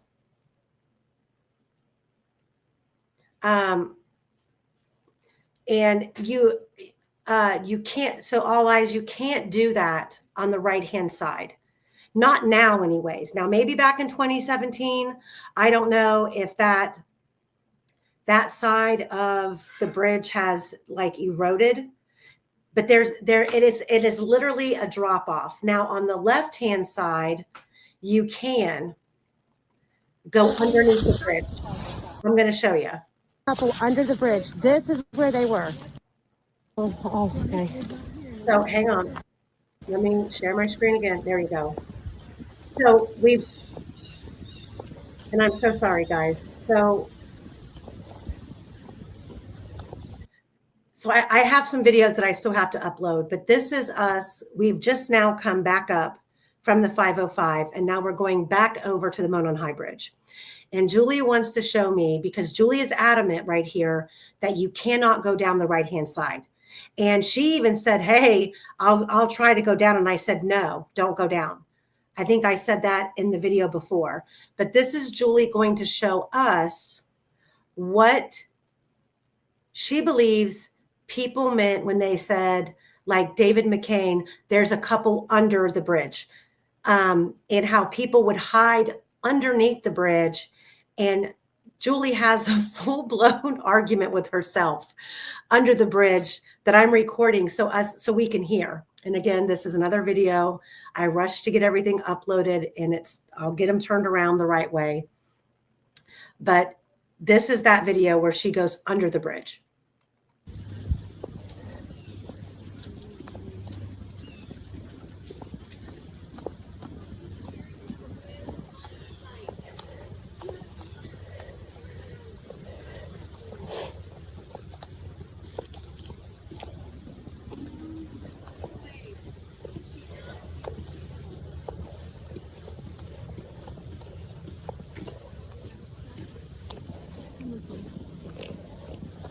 Oh, okay.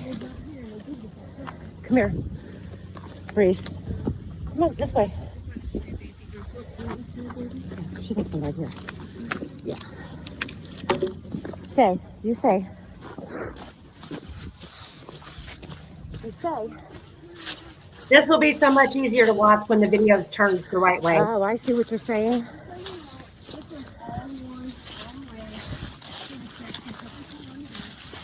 This is going down the left-hand side of the bridge, not the right. So when David McCain said there was a couple under the bridge, this is where they were. This wasn't here, you guys. This was all figured out. Like, it's just because they've got it blocked off. I will tell you, this was the party area. The party area. Well, maybe this is where, can you get to that spot from the other side? The same? And it's really, you can, but it's a very hard to. But yeah, you can. But this is the known path to come. Now, Well, when she says under the bridge, maybe this is what Raylene means too. It could be, but I know that they have I know there's a picture down there at the water. So look, this is kind of the area where people party. What the hell? I'm recording, so. I want you to. It really isn't. Once this was all worn out, because people have been over here smoking. Right here. What a freaking place to hang out. Look. And listen, you could be on here. Or here's somebody coming in, do it right. And I used to stand here, and you could watch somebody walk across. Nobody would even know you were here. Right, no, you wouldn't. Nobody would know you were here. Not at all. And this is known as like the party place. People get up there. Yeah, you have a look. I mean, the cigarette butts. See there, people were smoking. Yeah. Interesting.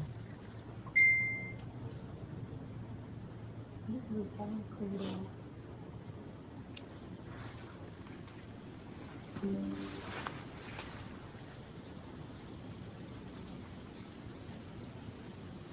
Yeah, so this was was like if people want to come to the bridge and they kind of wanted to get out of the main traffic of people going over on the platform, they come down here because you have privacy and you can have a conversation without everybody kind of getting in on your business.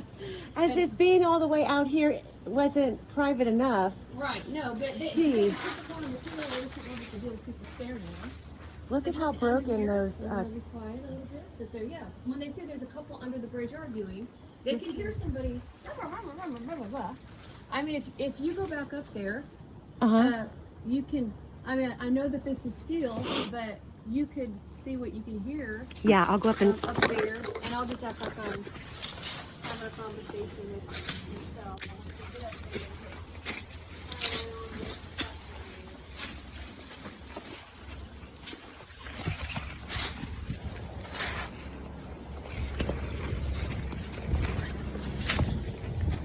Oh my God, my video still stinks. I'm sorry.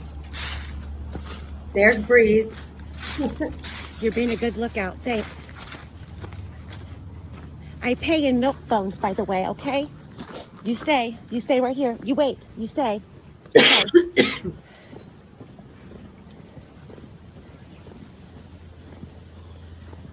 All right, I'm up here.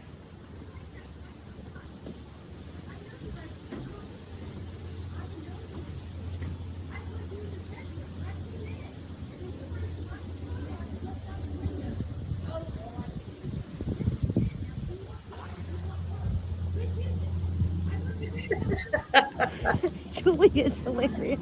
She's having a full-blown argument with herself so I can hear it.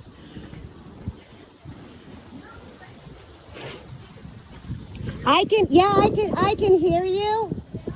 Yeah, but it's, were you yelling?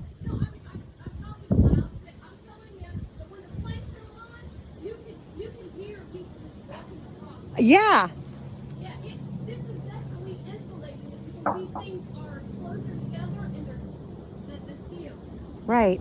Yeah, but yeah. So I'm just talking normal. I'm just talking normal right here. Uh-huh. So if you're walking across and you hear a voice, you're like, okay. Yeah, I can. They're talking, and I can't really tell what they're saying, but I can tell they're pissing each other. Yeah, you can't. Yeah, I said Julie's having a full-blown argument with herself. Okay, see, and this was always spray painted here.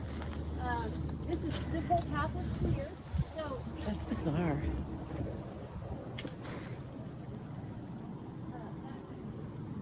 That's the right side of the bridge going down. I don't know how they would have got it's like a straight drop off. We'll have to look at her testimony again. All right.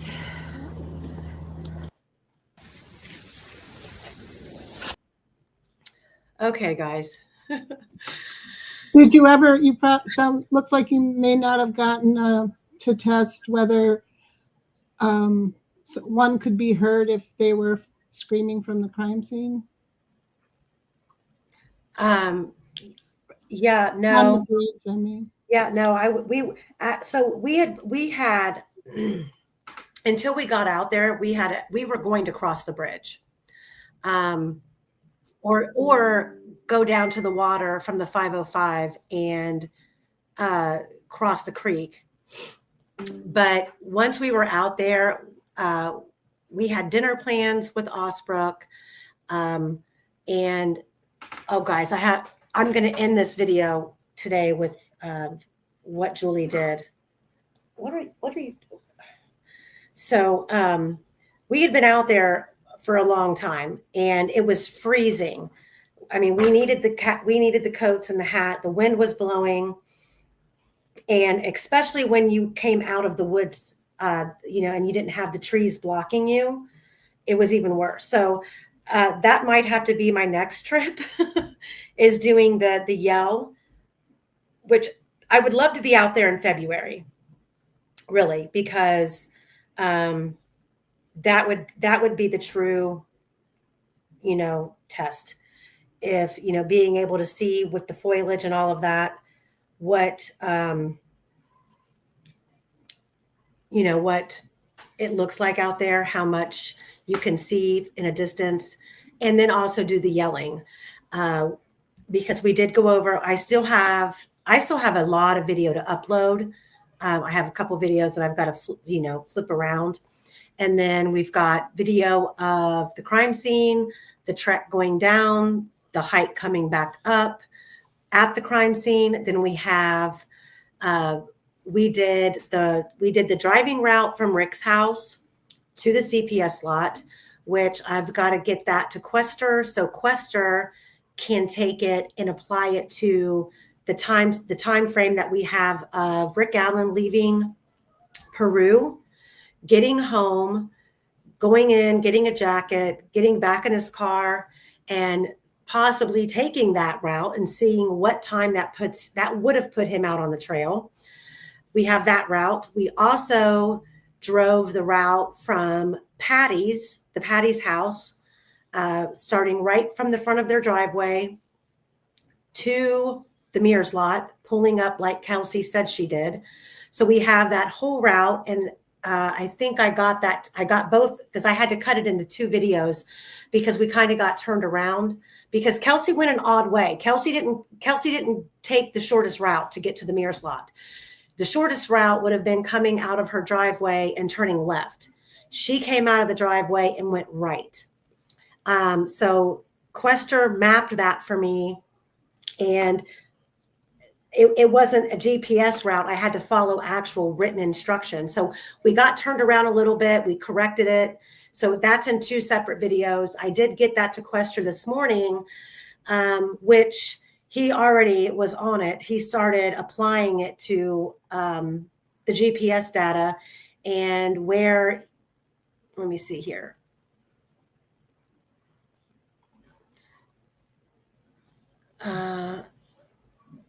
Where is it? Did I already remove it? So I put it in a presentation, but maybe this is it. Here we go.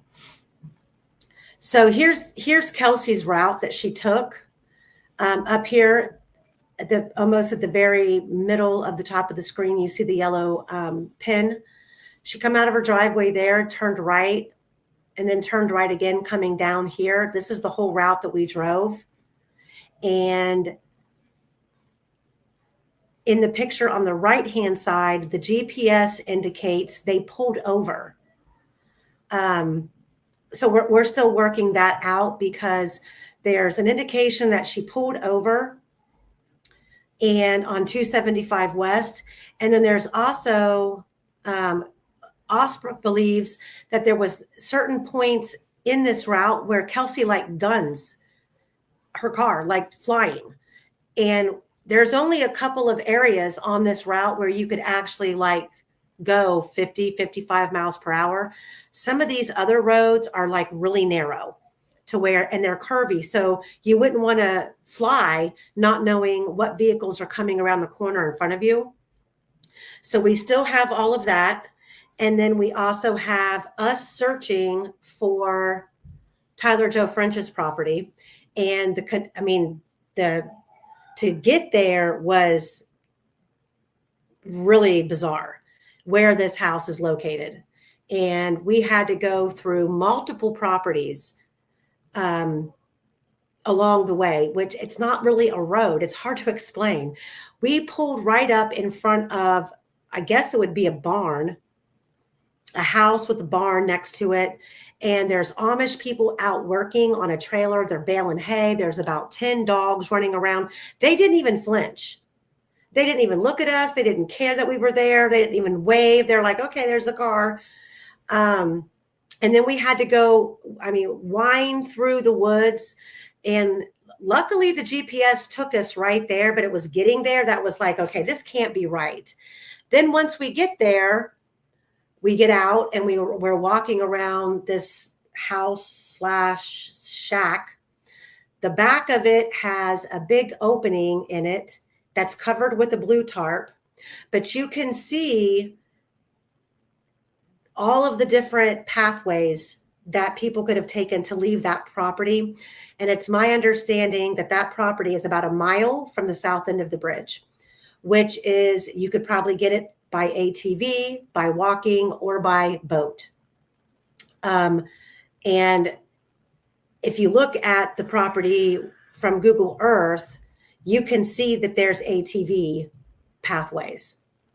So there's still that I have to go over. There's probably a lot of other miscellaneous things. Oh, the other thing that I got that's really interesting is lining up the different, well, there's a couple of tips that we haven't talked about yet, and I will leave that up to Osbrook. But there we do have the CAD tip, which again, this is another conundrum of another group of girls out at the trails that we can't pin down. And I did capture some areas of interest based on this tip that was called in. I don't know, it's redacted in the CAD, but they claimed that they were out there around 1 o'clock and saw 4 girls down on the highway. And the one girl sat down and the other 3 girls came over and helped get her up. And then they started walking towards Main Street. That is a legit tip that was called in.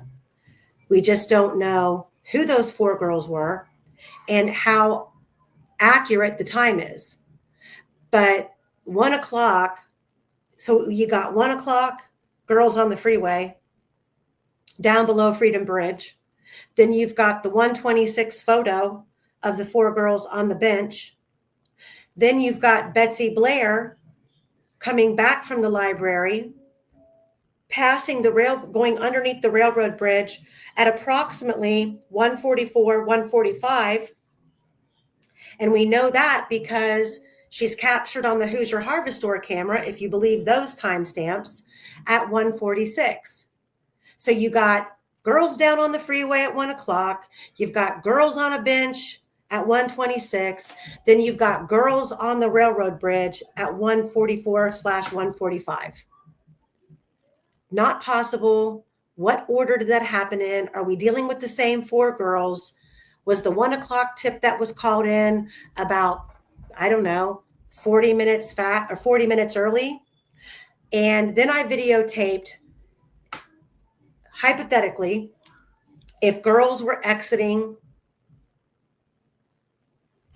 the trails, how they could have gotten down from the trailhead to underneath the Freedom Bridge.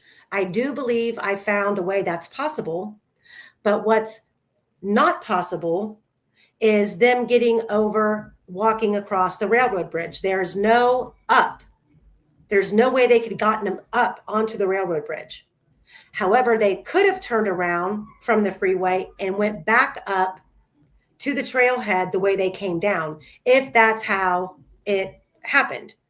But the time doesn't work. They can't be in all 3 of these places within 20 minutes because the railroad bridge throws the whole thing out of perspective on how they would have gotten back up there. So we will go over all of this next time. And Tyler Joe French, who's asking that? Heidi Lucas. Okay, so Tyler Joe French is part of the group of people who Tina Rodell reported the week of the murders. She called and she describes that her daughter, Megan Allen, was picked up by a couple of guys in a white Dodge Dart with paper plates. She photographed the car. Something was off. Something was suspicious.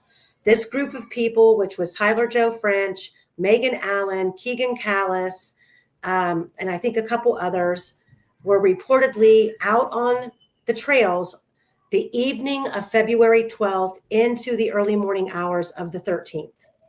Tyler Joe French's stepfather lived about a mile south of the south end of the bridge, up the creek. There is, according to Michael, there are photographs that were captured from Tyler Joe French's trail cam on that property of the kids coming and going. So we wanted to see where it was. And I don't care if anybody else has found it. I know there's a couple of people who think that when they've gone, they're the only people who are allowed to, travel through Delphi and document these things. Well, I wanted to see it for myself and share it with all of you. So that's what I'm doing. And we're all free thinkers here. We're all critical thinkers here. So, yeah. And You haven't shown the one where I caught you. Have you coming down the hill after you went up the south end, and then we caught Miss Weber coming around the corner. Yeah, I don't think I've gotten those uploaded yet. So what I did when I went on this trip is I have another phone that I completely wiped clean, and I only used it for photos and videos for this trip. So I've had to import everything from that phone either into my email or into the channel itself. And I haven't, and all of the text messages and videos that April has sent and Cherie sent, I haven't got those downloaded yet. So I will continue to get things uploaded. We'll go over them next time. I am probably going to go live tomorrow. Cherie, just want to give you a heads up. So apparently Sleuth Intuition felt the need to do some sort of case coverage on Nicole Bowen's case in regards to Ashley.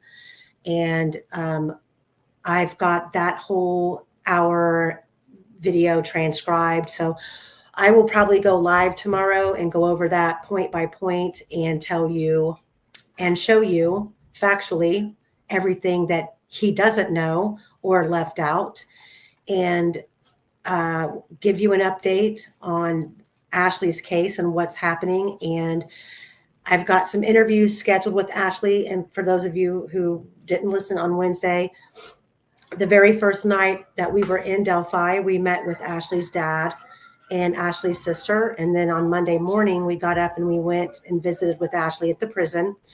By no means has Ashley's case been forgotten. We have just been in limbo waiting for the appellate court to rule, which they did.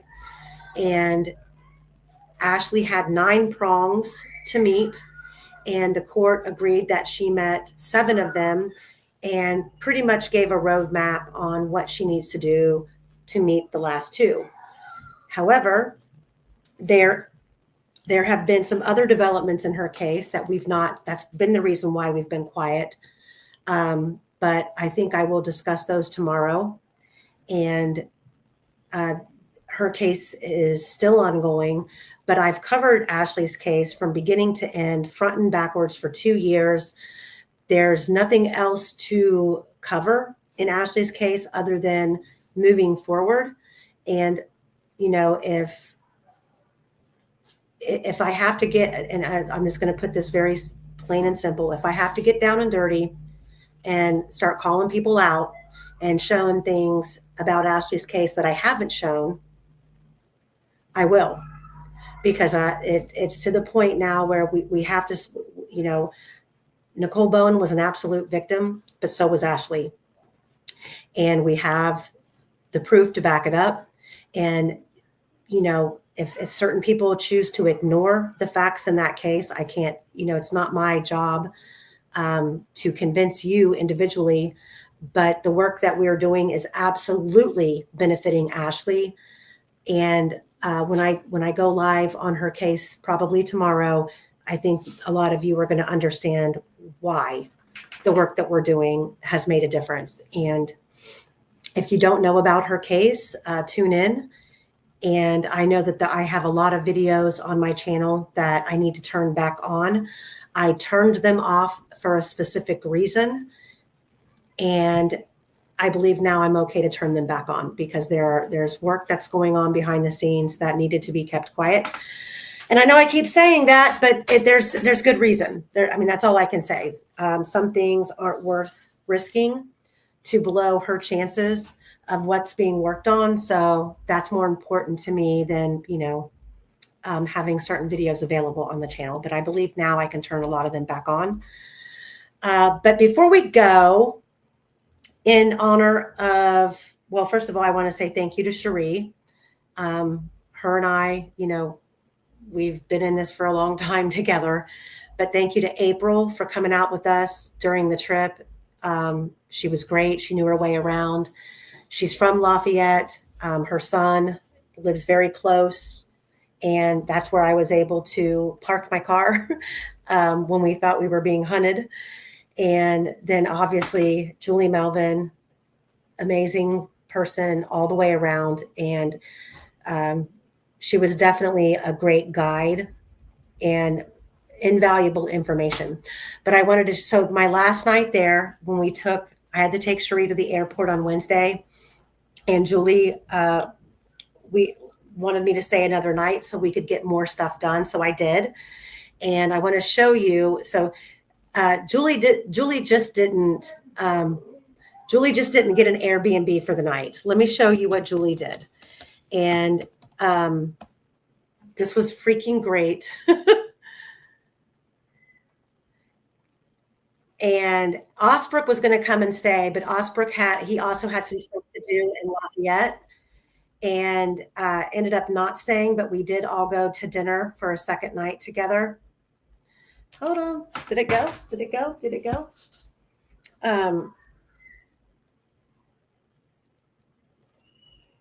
Maybe it didn't upload.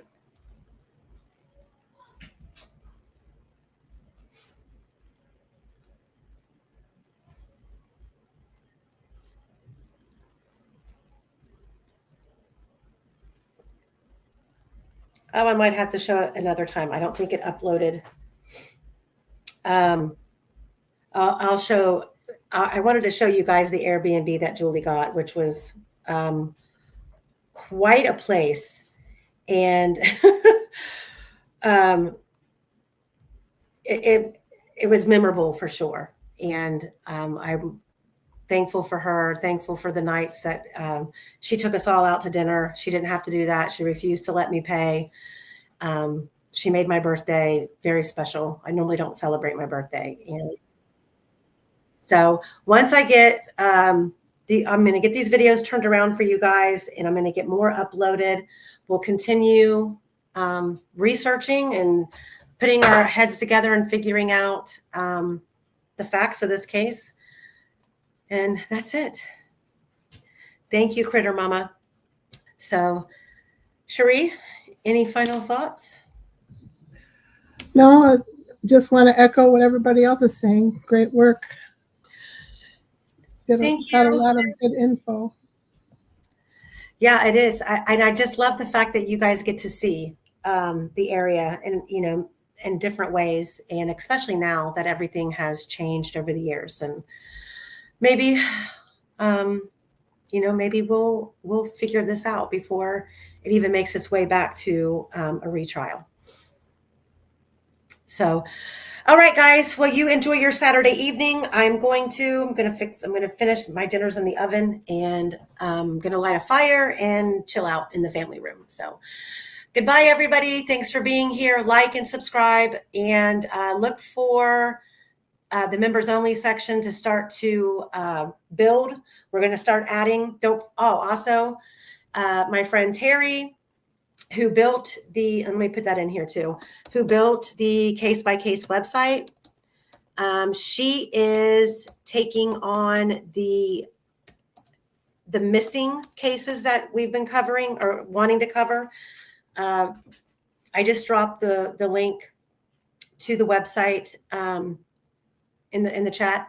So we have a website, and we're putting together a series of videos, and Terry's going to be narrating those, pre-recorded and getting them uploaded. We will also, we do have an apparel line that we've been working on these past 2 weeks that's going to be linked up with the channel. So just look for all of that. So yeah, the channel's growing thanks to all of you guys, and it's, not just my channel, it's all of ours. This is work that we all do together. Everything that I present here is a collaboration of all the people who don't want to see our rights trampled on. And this is a great case to fight back on. So, Heather, I'm so glad that you're doing well. You're always welcome here. Everybody in the chat, thanks for being here. So see you guys later. And if you're on the replay, make sure you just drop a comment that you're watching the replay, or if you have any questions, we'll try to get them answered. All right, guys, have a good evening. We'll see you next time. Bye.